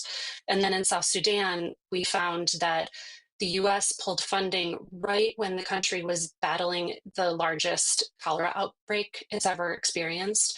And cholera came roaring back, and thousands of people died as a result. And in some ways, the real tragedy is those numbers weren't counted because a lot of the aid money helped do things like collect data on the illnesses and deaths. And this wouldn't this be considered genocide? Oh, I'm sorry, Roland. But wouldn't this be considered genocide as well? I mean, this is a form of genocide. I mean, I'm not a legal expert, so I can't speak to that, but I can say that we did see and meet people who lost family members as a direct result of aid being pulled away from them. Well, this is another ProPublica story that actually speaks to that. And I mentioned Russell Vought, who's over the Office of Management and Budget, and this is literally what he believes. Quote, I don't want President Trump having to lose a moment of time having fights in the Oval Office about whether something is legal or doable or moral. Their whole deal is we're going to do what we want until Congress tells us we can't. That's really what's going on here, Anna Maria. Yes, Russell Vought has taken on a new amount of power at the OMB. The OMB is sort of like the president's budget director. And it's this sort of obscure agency that normally no one ever hears about or talks about. But Russell Vought has taken a very different stance on what power he has and what power the president has in terms of federal spending. And I think we're seeing the results of that. Robert? So with this, I was sitting, I was working on the House Foreign Affairs Committee, and when they started these DOGE cuts and many of these cuts to USAID, I remember going to some of our town halls in the district and talking to black voters, and them saying, well, no, I feel bad for them, but I got issues right here in Chicago, I got issues right here in Atlanta, etc. Can you talk a little bit about why these USAID cuts are so significant and how those affect us right here at home? Yeah, it's a great question. You know, foreign aid is always a political issue. You know, people have different across the political spectrum have different ideas about how we should spend money on people outside of the United States. And so with every administration, how we spend foreign aid has changed always. In this case, there's a couple of things. So USAID was created partly as a method of soft power. So this is a way we engage with the world. And what experts have told me repeatedly is that this brings goodwill to the United States. It helps us have better relationships with other countries. And also it promotes democracy around the world. That is part of the goal of this spending. I think the other thing is that there's a lot of misconceptions about foreign aid. The budget, while it is billions of dollars, which is a very large amount of money and is a huge generosity on behalf of the American taxpayers, it is a very small fraction of our federal budget, less than 1%. But, certainly people can have different ideas about how one should spend foreign aid. I think what really troubled people is that, one, USAID was a congressionally created agency, and therefore Congress needs to get rid of it. They need to say if it's okay to get rid of it. And they also have said, directed the president to spend money on foreign aid. And so when they don't do that, it sets up what, legal scholars have referred to as a constitutional crisis, where we are supposed to have equal branches of government, but they are no longer equal if the president is able to take that power away from Congress.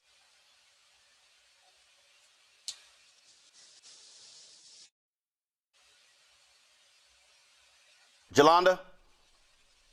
So, Anna, Roland says all the time, and I absolutely believe him, that Trump has a war against Black Americans. But I would ask you if you think, in addition to Roland also saying that Trump wants to basically say, Congress, I don't respect you, since spending money originates with them, it also is a war on Black people around the world. And I want to make sure, given the impact that this global funding has on HIV prevention, maternal health, humanitarian programs in Africa and the Caribbean, would you say it extends beyond Black America and that extends to Black people around the world? Because we don't see this stuff happening in Europe and countries like that. Right. Certainly the majority of our foreign aid spending was helping people of color, and it's a huge fraction of it went to Africa. And so when the aid was pulled so quickly and these programs were sort of upended overnight, the people bearing the brunt of this are largely African and certainly people of color, yes. Folks, go to ProPublica.org and read Anna Maria's story. It is absolutely a critical one. It's a huge grab of power. Trump is defying Congress on foreign aid. It's another example of how he really believes that he is the king. Anna Maria, we appreciate it. Thanks a lot. Thank you for having me back. Appreciate it. All right, folks, got to go to break. We come back. We're going to talk about how Donald Trump, again thinking he's a king, just refused to sign a bill overwhelmingly passed by Congress, by Republicans and Democrats, because he wants his massive voter suppression bill. Plus, we'll tell you what the head of the post office said today, that, we're not going to deliver ballots unless these states enroll in this Donald Trump federal voter program. Wait till y'all hear about that. You're watching Roland Martin Unfiltered on the Black Star Network. All right, folks, let me tell you about Chapter. Now, if you're on Medicare or about to be, the system is not set up to work for you. Too much fine print, too many plans, and too many people making money off of your confusion. And look, we're used to this. We're no strangers to systems that don't have our best interests at heart. But we don't have to accept it when it comes to Medicare. That's why I'm telling you about Chapter. Their advisors are independent and honest. In fact, they're the only Medicare advisors that compare every plan nationwide. And they're focused on one thing: what works for you. If there's a better plan out there, they'll find it. If you're already in the right one, they'll tell you that too. There are no games. Just last year, people who switched with Chapter saved an average of $1,100. It's 20 minutes and a real person. It's completely free. My parents actually have already called. My mom sent me a text. Folks, give Chapter a call at 724-264-8281, 724-264-8281, and connect with someone you can trust. Folks, these are the kind of services that we need for our audience here at Roland Martin Unfiltered and the Black Star Network. So call Chapter right now, 724-264-8281. Bruce Smith, creator and executive producer of The Proud Family, Louder and Prouder, and you're watching Roland Martin Unfiltered.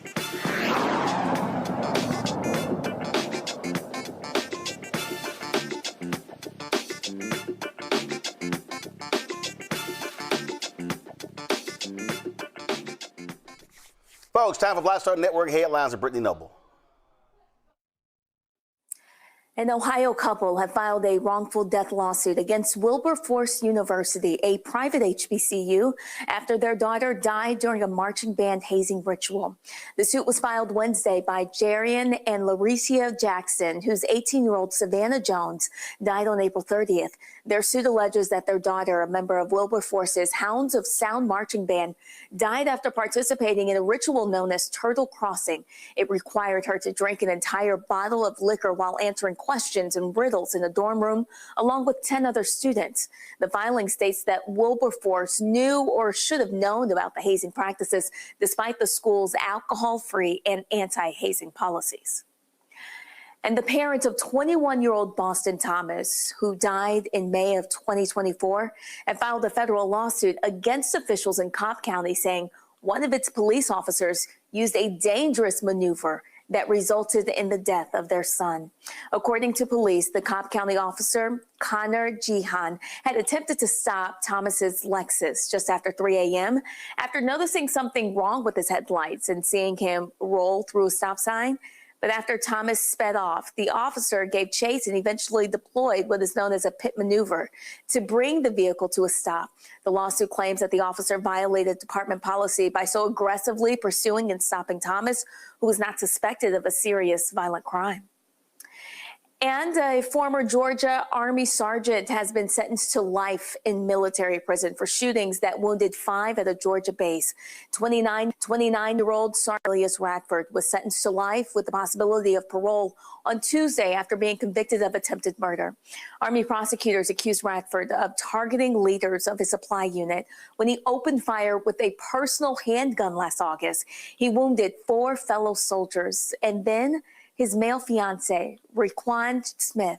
Smith testified that he was shot after following Radford onto Fort Stewart, fearing the soldier was suicidal. Radford admitted to carrying out the shootings in March when he pleaded guilty to charges of aggravated assault and domestic violence. He has insisted that he never intended to kill anyone. Trial witnesses describe how Radford, a supply sergeant in the 3rd Infantry Division 2nd Armored Brigade, walked to 2 offices and a conference room as he shot 4 soldiers. He was apprehended by military police and disarmed by fellow soldiers. Radford's sentence also included a dishonorable discharge and a reduction in rank to private.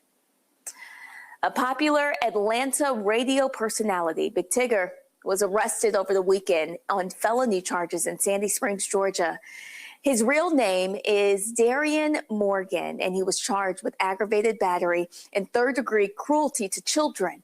The charges stem from an incident dated June 9th. Morgan was released on the same day on a $10,000 surety bond. Jail records show a $9,000 bond posted for the aggravated battery charge, and a $1,000 bond was posted for the cruelty to children charge.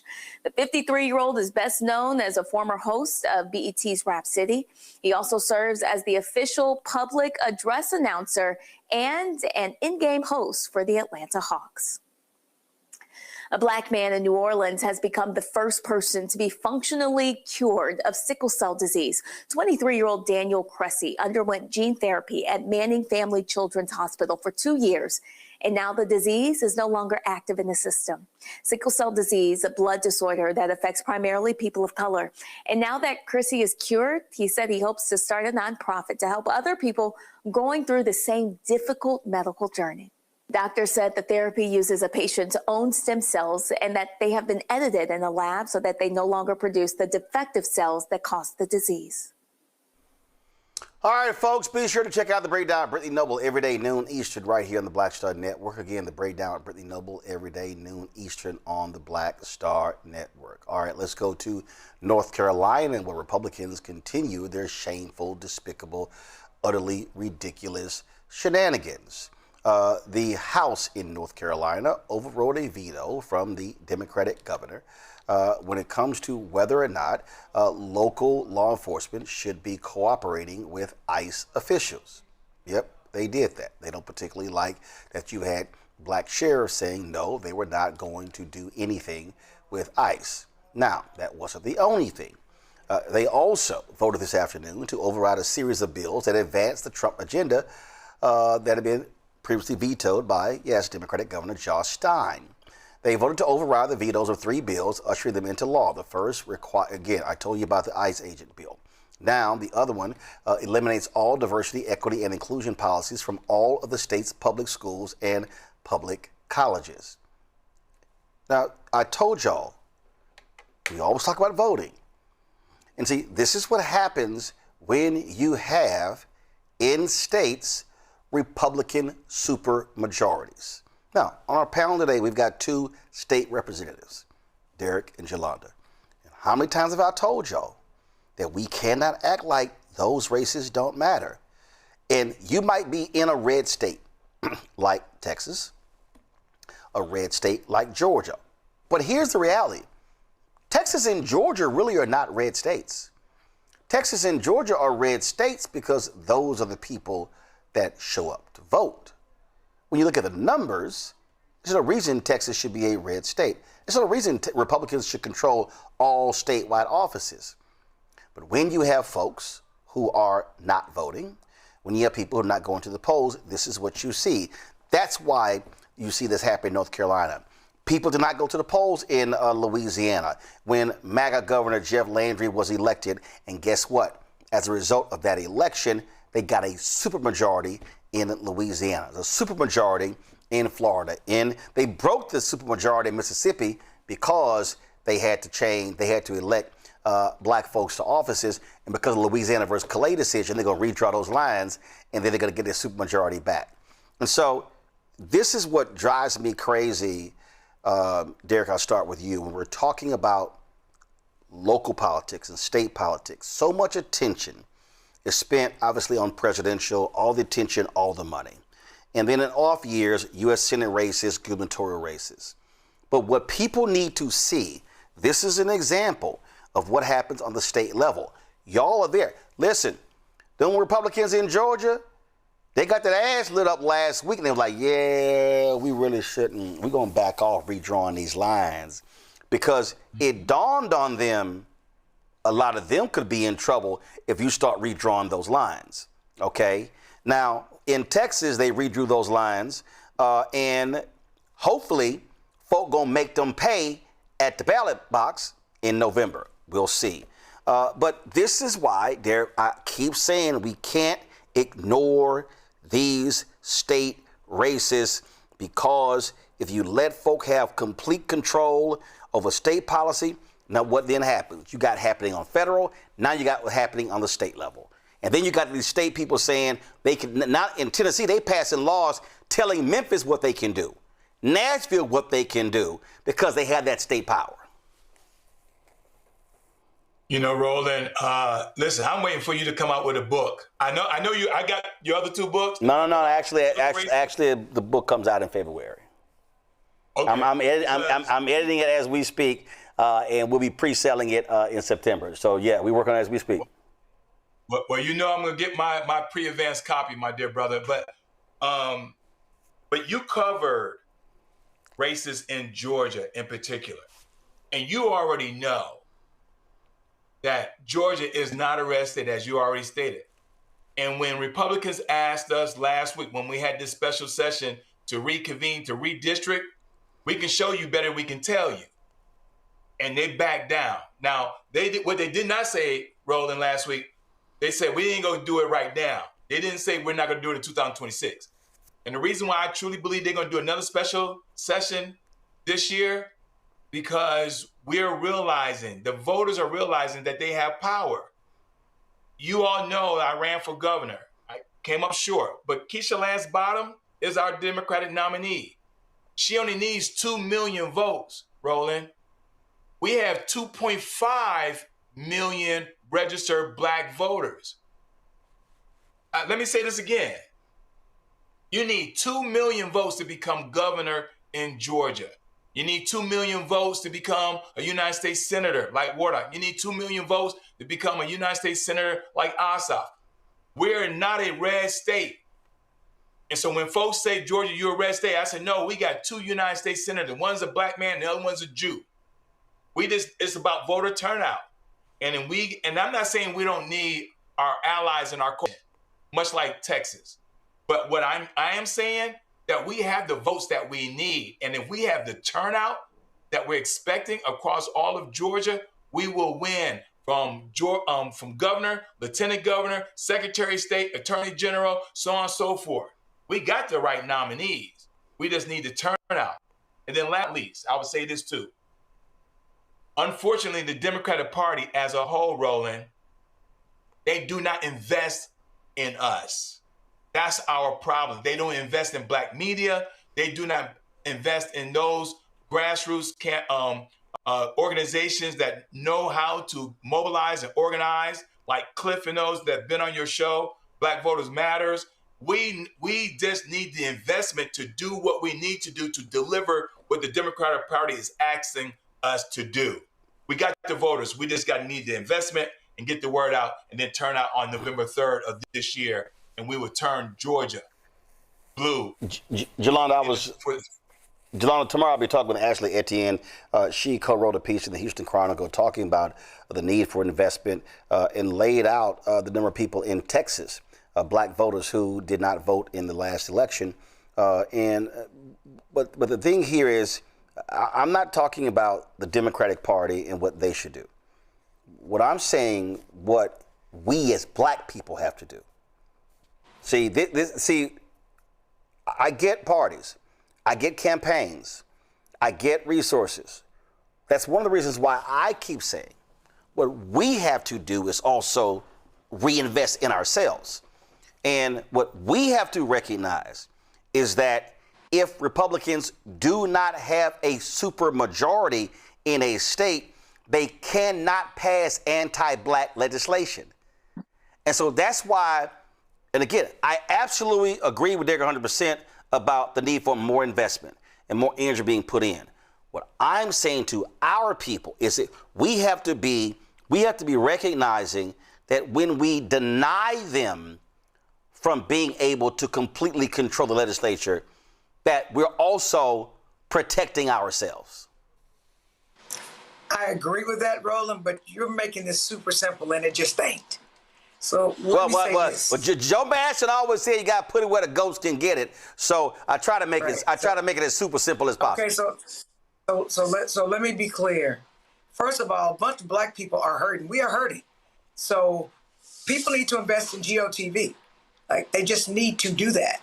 I will tell you, I guess the Houston black political spectrum shook last night. HBAD, the Houston Black American Democrats, decided who their endorsements were going to be, and they stayed out of the Tallarico race because Tallarico has wholly refused to spend money in the black community because his people think that we should just vote for them. And you know what?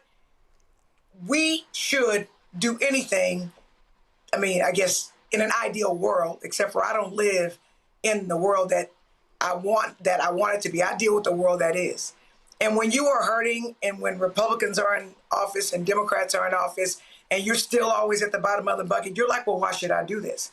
So Tallarico literally could get with the Texas Legislative Black Caucus. He could talk to the black state reps who are Democrats. I think there are 17 or 18 of us. Give us each $100K, maybe $200K, because he just gave a white GOTV organization $10 million. He gives us $1.8 million. That's giving us $100,000. I turn my people out. I'm sorry? Go ahead. I turn my people out and I say, hey, when you coming to vote for me, because y'all know I'm going to fight for black people, vote for Tallarico, right? But he won't do that. And the problem with oppressed people is you can't always say things to them that make sense when the sense doesn't overlay onto them. So telling me I have to vote for Tallarico, I'm just talking about black people in the Houston area and in Texas, just telling us that we have to do this because the attorney general who's running for Senate against him is really bad is the truth. He's terrible. But, you know, black people, I hear them saying, if Tallarico needs us and he's not dealing with us and talking to us, then if he gets elected, do you really think he's going to address black issues? And that's what black people need to hear. So, yes, you're absolutely right, Roland. Black people, it is in our best interest to get out and vote. But black people are sick and tired of being sick and tired of being sick and tired, and they want Democrats to invest in us and do GOTV, and we want to hear what you are going to do to help us. We're not trusting and just believing you anymore. We want trust and verification. It's that simple. The thing, Robert, and what I'm speaking about what ends up being the end result. Now, what has to happen, the end result is who wins on election day in November, not a primary. But what also needs to happen is pressure must be applied to those Democratic candidates, campaign managers, campaign strategists long before September and October. I mean, the reality is this here. In Texas, Tallarico beat Crockett in March. That pressure should have been applied the next week. When we start talking about these other states, and because what I get tired of, and we see this always on the presidential level, a story's gonna come out about the second week of October of some black folks complaining about what their lack of investment. My deal is that conversation, the moment that nominee secures enough delegates, boom, that's when that conversation starts. But what I'm saying to our people, what we have to recognize is that when Republicans have super majorities, then they can do whatever they want. And if they control the governor's mansion and got a super majority in the House and the Senate, there's nothing. You can have all the black Democrats you want to. Ain't nothing they can do because they can run roughshod over them, which is what we see happening in Tennessee and Florida and Mississippi and Alabama and on and on and on. Well, you're absolutely right, Roland. I think this is the part of the year, this summer period before the midterm elections, where we have to have the conversation we have every election year to tell black folks that black issues are not radical issues. Again, black issues are not radical issues. We're the canary in the coal mine. We were talking about voting rights 4, 5, 6 years ago.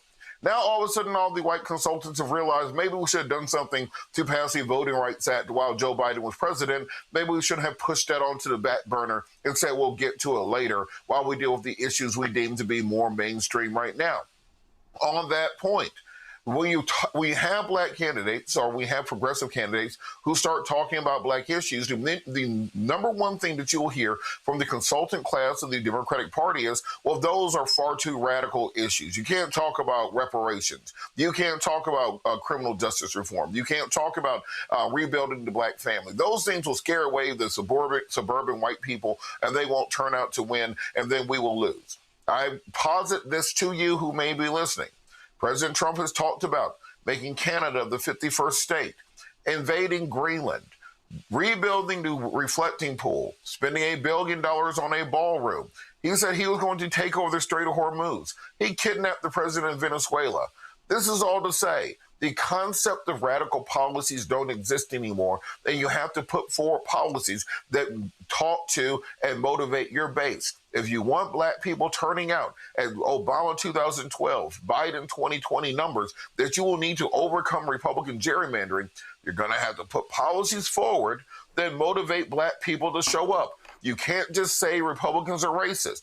We know that already. We baked that into the pie. We just assumed the racism was going to happen. That's not enough to get people to turn out. You're going to have to go into those communities, campaign to those people, push forward policies, and say how you're going to make their life better, not simply the other side is mean. And once we do these nice things for these liberals and these rich liberals on the Upper East Side, that will help you out. So now is that time for all the Democratic consultants listening. You can't simply say I put money in MSNBC and not I put money into Roland Martin. You can't say, well, I went to Brian Tyler Cohen and I went to the Bulwark, I went to every other podcast on earth without sending the leadership class of the Democratic Party to black news and also talk radio outlets that talk directly to communities. If you want the black vote to turn out, you have to talk to the black vote. And I'll step off of my soapbox. And folks understand how they also want to cheat. A new proposal from the U.S. Postal Service could very well reshape how mail-in voting is handled ahead of the midterm elections. Check this out, y'all. During a congressional committee today, Postmaster General David Steiner told U.S. senators that the Postal Service will not be sending mail ballots to states that don't turn over their voter lists to the federal government. Anything has changed. You know, Senator, I'm not a political person, and the Postal Service is not a political organization. We, as you said, I think you quite aptly said, we deliver mail. That's what we do. We deliver mail. And that's what ballots are. Ballots are mail. Now, they are a special kind of mail, obviously. They need special care. And so years ago, we recommended what we call Kit 600. In Kit 600, the fundamental premises of Kit 600 is a unique barcode and a unique envelope. That allows us to move those ballots more efficiently, more securely. That is what our proposed rules suggest, is that we have unique barcode, unique envelope. And that is not something that is new. That's something that's been being used by states throughout the country on both sides of the political spectrum. So California has followed it, Oregon has followed it, Arizona has followed it, Florida has followed it, among many other states. And so, to me, it's not a political question. It's a question of how do we most efficiently and securely move ballots. We've been recommending this for many years. All this does is make it a requirement. Well, certainly best practices are different than having a mandatory requirement. You can follow best practices to deliver it more efficiently without having control of vast voter rolls and having the ability to have that data. This is basically a backdoor way for the federal government to get voting information that states control under the U.S. Constitution. So yes or no, if a state refuses to turn their absentee voter list over to the federal government, will the Postal Service still mail their ballots under this proposal rule? Under our proposed regulation, no. We would tell the state that we need the manifest in order to, look, what we're asking for. That's the answer. You would tell no. So the proposed rule basically coerces states to conform to these new requirements and hand over their absentee voter rolls or face the consequences of not being able to vote by mail. Some states, that's all they do. Oregon is completely vote by mail. If they say, no, we control the list, the states control the list, we're not going to give it. Oregon has followed Kit 600 since the day they started voting by mail. This is a different issue. This will be a lot different issue. You're telling these states either give the federal government this information, trust the federal government, trust the Trump administration. We'll take good care of these. And if you don't do it, you can't mail absentee ballots. You're going to make a decision that people cannot vote by mail. That's unacceptable. Well, all that does, Senator, is make sure that we match the ballots that a state believes they're sending out to what actually gets sent out, right? And so all the state gives us is a list of here are the voters that are supposed to get ballots and here are the ballots. We then compare the two, make sure that the ballots that are supposed to be sent get sent. If Maryland had followed that, they probably wouldn't be in the problem they're in today. So it is a much more efficient, a much more effective way to make sure that I would think that states would want the information to ensure that the ballots that they think are sending out are the ballots that are actually being sent out. Well, they do know what they're dropping mail. I think they can understand that. They think if they put an address with their voter rolls on a piece of mail for a ballot and give it to you, they do expect you're actually going to deliver it. You don't have to say, we want all of your information. We want that information in our control. You mentioned Maryland. I think that was a printing error. This regulation wouldn't have done nothing to fix what happened in Maryland. The states control their own elections. That's pretty clear in the Constitution. And an effort by this administration to nationalize elections and have the federal government having this information is incredibly dangerous precedent. You can imagine sharing this information with the Department of Homeland Security and using these lists for a variety of nefarious purposes. We need to protect the integrity of the voting rolls. We need to protect the separation of elections from federal government and ensure that our state and local governments are the one administering their own elections. That's what this is about. Well, we are the Postal Service. All we do is deliver mail. We're trying to deliver it securely, efficiently. Well, this is all about trying to steal the election, Robert. Of course it is. And the idea that they're pushing forward is ludicrous at its very basis, that the only way that we will deliver the absentee ballots to you is if you tell me everybody who is registered to vote and who they are registered to vote for. And don't worry, we'll just use it on the up and up, and you don't need to check into what we're doing it at all. on the federal system. The reason we have a federal system is each individual state is a laboratory of democracy. Each state, this is why you have an electoral college, which means the electors are who actually vote for the president and not the individual, because each state is who's voting for president, not the person. If you abdicate that and simply say that the that the federal government gets to determine who's allowed to vote, then you've eliminated our constitutional federal system of government and you've created a parliamentary system, essentially. So when they're talking about pushing through this SAVE Act, it's not about just ensuring that there is quote unquote election integrity. You're talking about destroying the constitutional foundations of what sets the American democracy apart from all other systems in the world. You're talking about redrawing the American electoral system. And the fact you have a president like Trump who is saying that I will not pass housing assistance until I have this should show everybody just how important voter suppression is.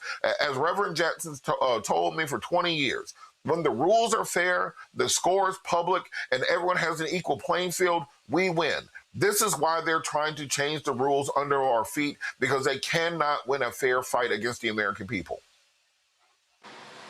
These people are thugs, Jolanda, pure and simple. And this is Trump. Thugs. This is Trump trying to use the Postal Service to get his way, because they keep getting their asses kicked in court, losing court cases over trying to secure these state voting rolls.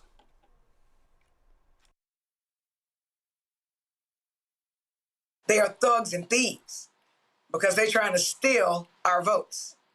And, you know, I never thought I'd be saying this, but actually individual states have rights against the anti-Black federal government with Trump and his cronies. And he has managed to try to use every government agency to be the people that execute on his anti-Black agenda.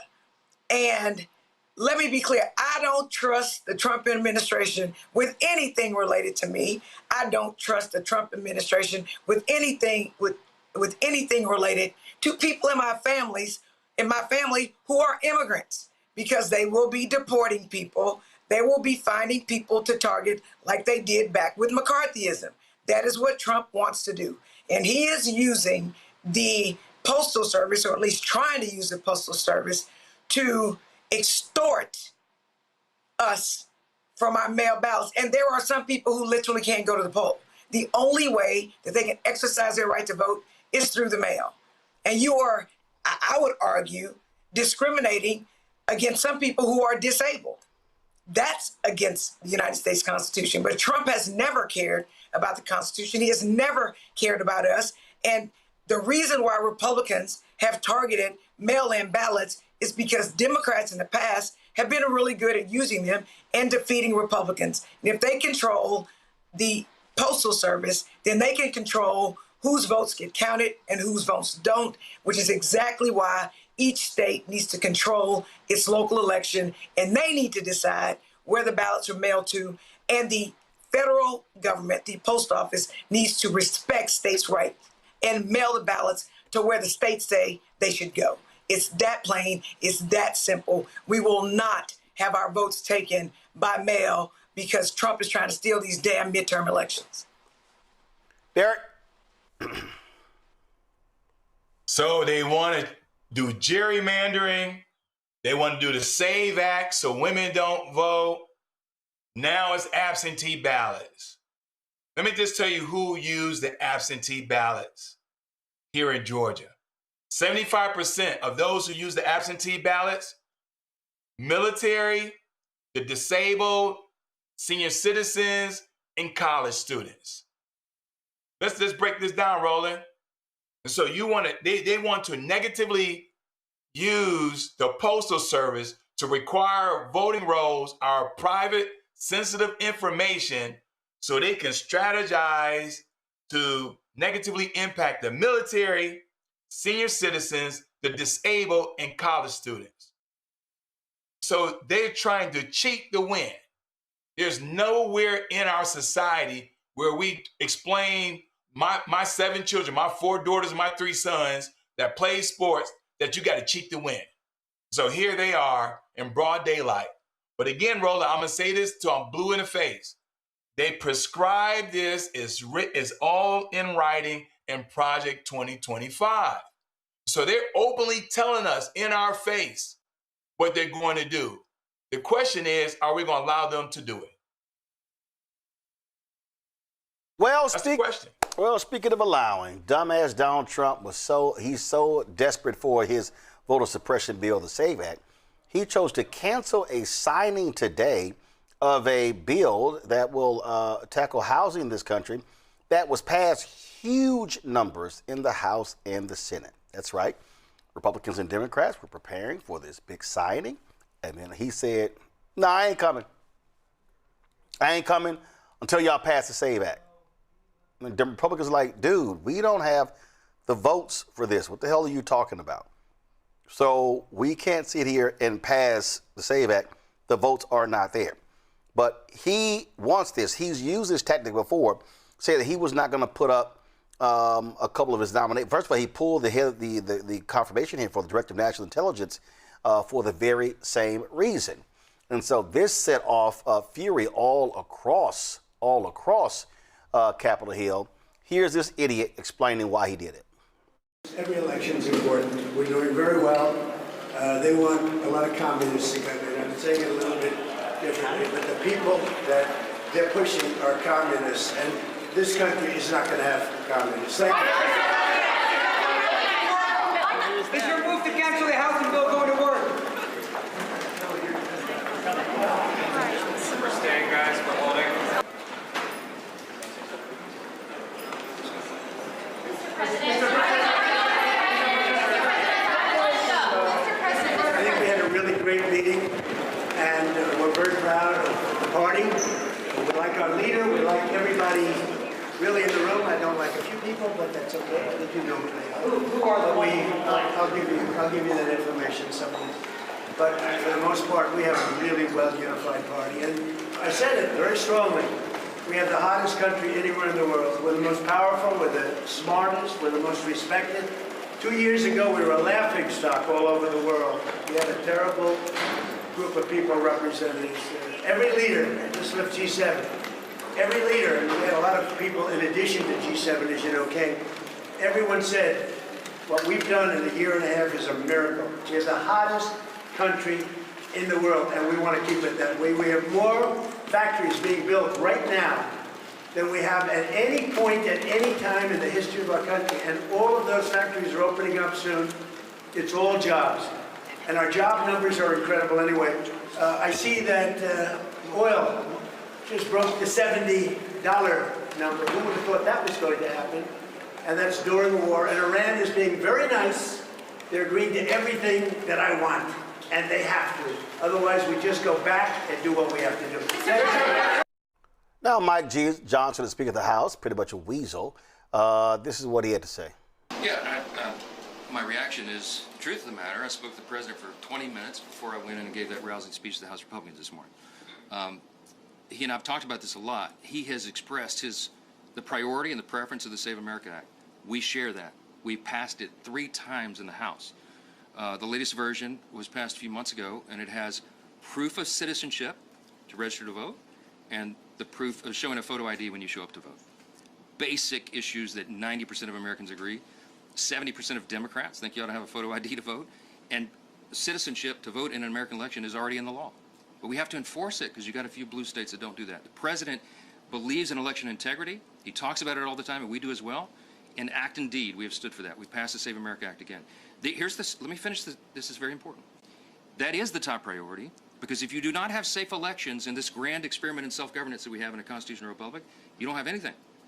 And we got to ensure it. We have to press for election integrity measures. That's why we've made it a top priority. It has been stuck in the Senate, and here's why. Because no Democrat in the House or Senate will vote for the Save America Act. Those 2 things I just told you, they vote against that every single time, and they will. Why? You ask that. That's a rhetorical question. You should go ask them the actual question. Why? Are you against proof of citizenship and a photo ID? Why is that? They can't give you a cogent answer. The reason is they do want to allow for cheating and fraud in the elections because it is the only way that the Marxists can win. They cannot win on their ideas. That's why this is so important. The President is to us. So how does that tie into housing? He's laser focused on Save America Act, as most common sense Americans are. Oh, that boy lying. That boy lying his ass off. That's what he's doing. He's lying, Robert. We know that bill contains more than just that. Well, this is the part they never want to talk about with the quote-unquote Save America Act. Donald Trump was elected president twice without the Save America Act being in place. Every single Republican in Congress was elected without the Save America Act in place. They have never actually demonstrated scientifically or mathematically the existence of this quote-unquote wide-scale voter fraud that would justify this abdication of our American constitutional rights. Nowhere in the Constitution does it say you need a state-issued photo ID in order to vote. Thus, in order to change the actual ability to vote in America, you need a constitutional amendment. When you reduce the age from 21 to 18 to vote, you needed to amend the Constitution. When you expanded the franchise to include African Americans with the post-Reconstruction amendments, when you included the suffrage of women in the Constitution, you had to amend the Constitution. So essentially what Donald Trump is attempting to do with the SAVE Act is do an end run around and amend the Constitution to change the voter requirements on a national scale without going through the requirements necessary by the Constitution. So when we're talking about this, the reason Republicans try to frame this as if it's a public opinion poll or it's American Idol or something, well, people support this idea. Well, of course, when you frame things as if do you support bubble gum and candies and puppies for little children, yeah, it sounds great until you get into the minutia of the bill and how exactly it will affect Americans. I say to people all the time, the Save America Act is a Jim Crow law. The reason we know it's a Jim Crow law is I have a stack of Jim Crow laws I keep next to my desk, just so I have literacy tests and those sorts of things to know what it is. So if you support the Save America Act, you support Jim Crow. That's a different conversation to have, but it is a Jim Crow law in its writing, in its execution, and in its purpose. So we're going to have Republicans attempting to end run and amend the Constitution without the requirements required. We're essentially vesting in them the godlike powers to change the fundamental fabric of America without the input of the American people. This is more than just voter ID. This is the question of whether or not we have a constitutional system or if you have a monarchy where a single individual can decide what the laws are. And there are no checks, there are no balances, there is no legislation, there's no judicial review. It's simply what the pontiff wants, the pontiff gets. Here's why I think it's hilarious, Jolanda. We can't get this bill because the Democrats, they are not obligated to vote for your shit. And that's true because they damn sure don't vote for ours. But I will use Texas as the petri dish, right? The rural Texans, they've done polls. Internal polling for Republicans shows rural Texans, which generally is overwhelming Republican, they have about 27 Republicans that they believe are on a hot list that can be taken out. And some are endangered. There's 15 of them. So the Republicans are going to take the Republicans out in Texas, is what I believe. And it's because Trump continues to do these. Affordable housing issues are not just affecting Democrats. They're affecting Republicans and Democrats because it's not affordable. So when you are stopping bills that pass 85-5 in the Senate and 358-32 in the House, Republicans are listening to their constituents, at least in this issue, and they are voting their constituents' issue. And so just because Trump has talking points and idiots like Mike Johnson repeat them does not make them true. 70% of people are not asking for voter ID laws for IDs. That's a lie.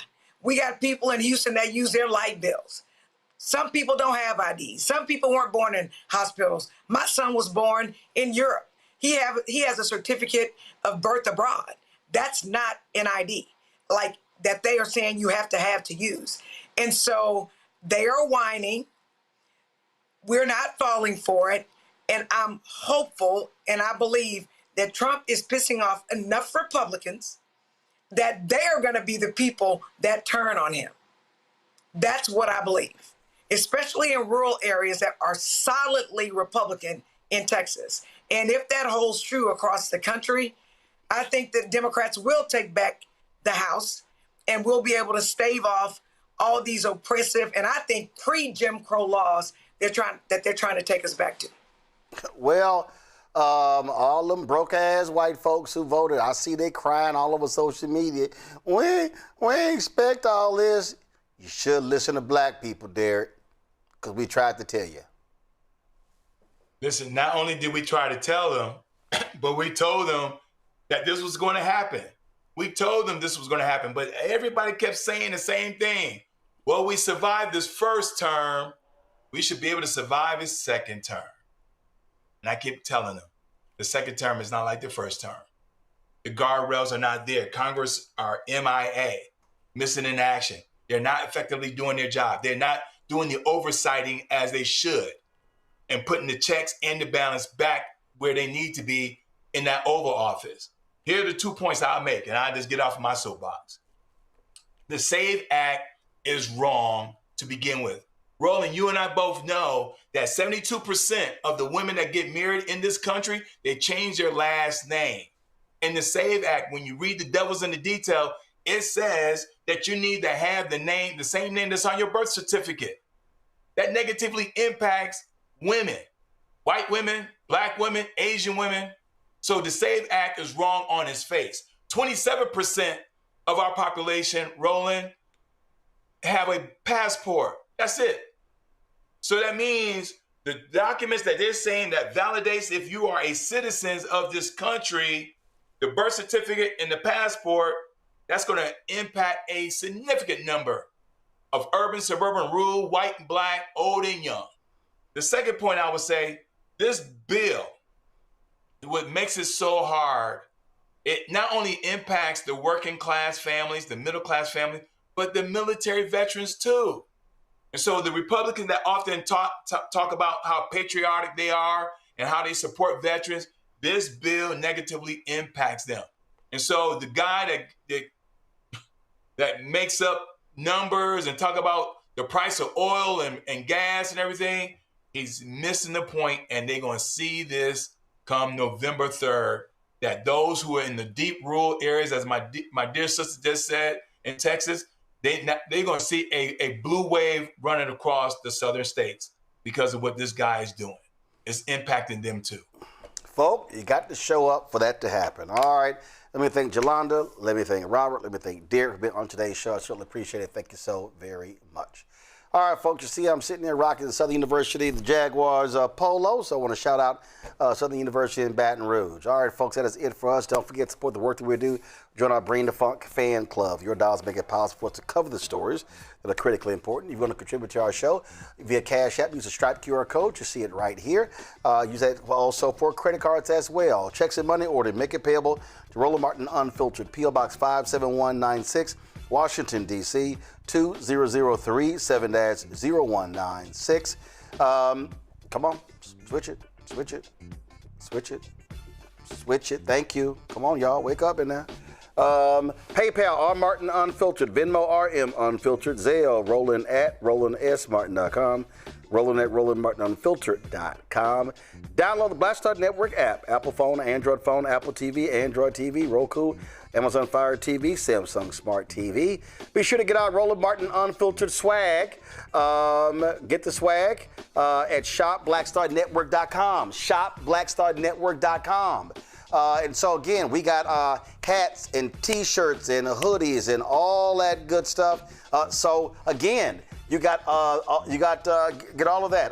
Go to shopblackstarnetwork.com. Then of course, all the products you see in our studio here, these products are available at shopblackstarnetwork.com. These are all black-owned companies, and so be sure to go there as well. Folks, download the app fan base. Follow me at Roland S. Martin, and we certainly appreciate it. That's it. I'm going to see y'all tomorrow right here, Roland Martin Unfiltered on the Black Star Network. Holla!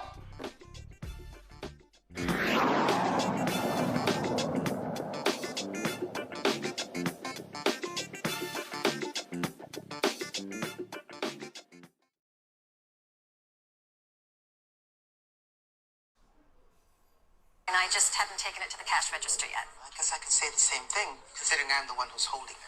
Yeah, I don't have time for this. Just give it to me. Excuse me? Who do you think you are talking to me like that? Oh, I can talk to you any way I want.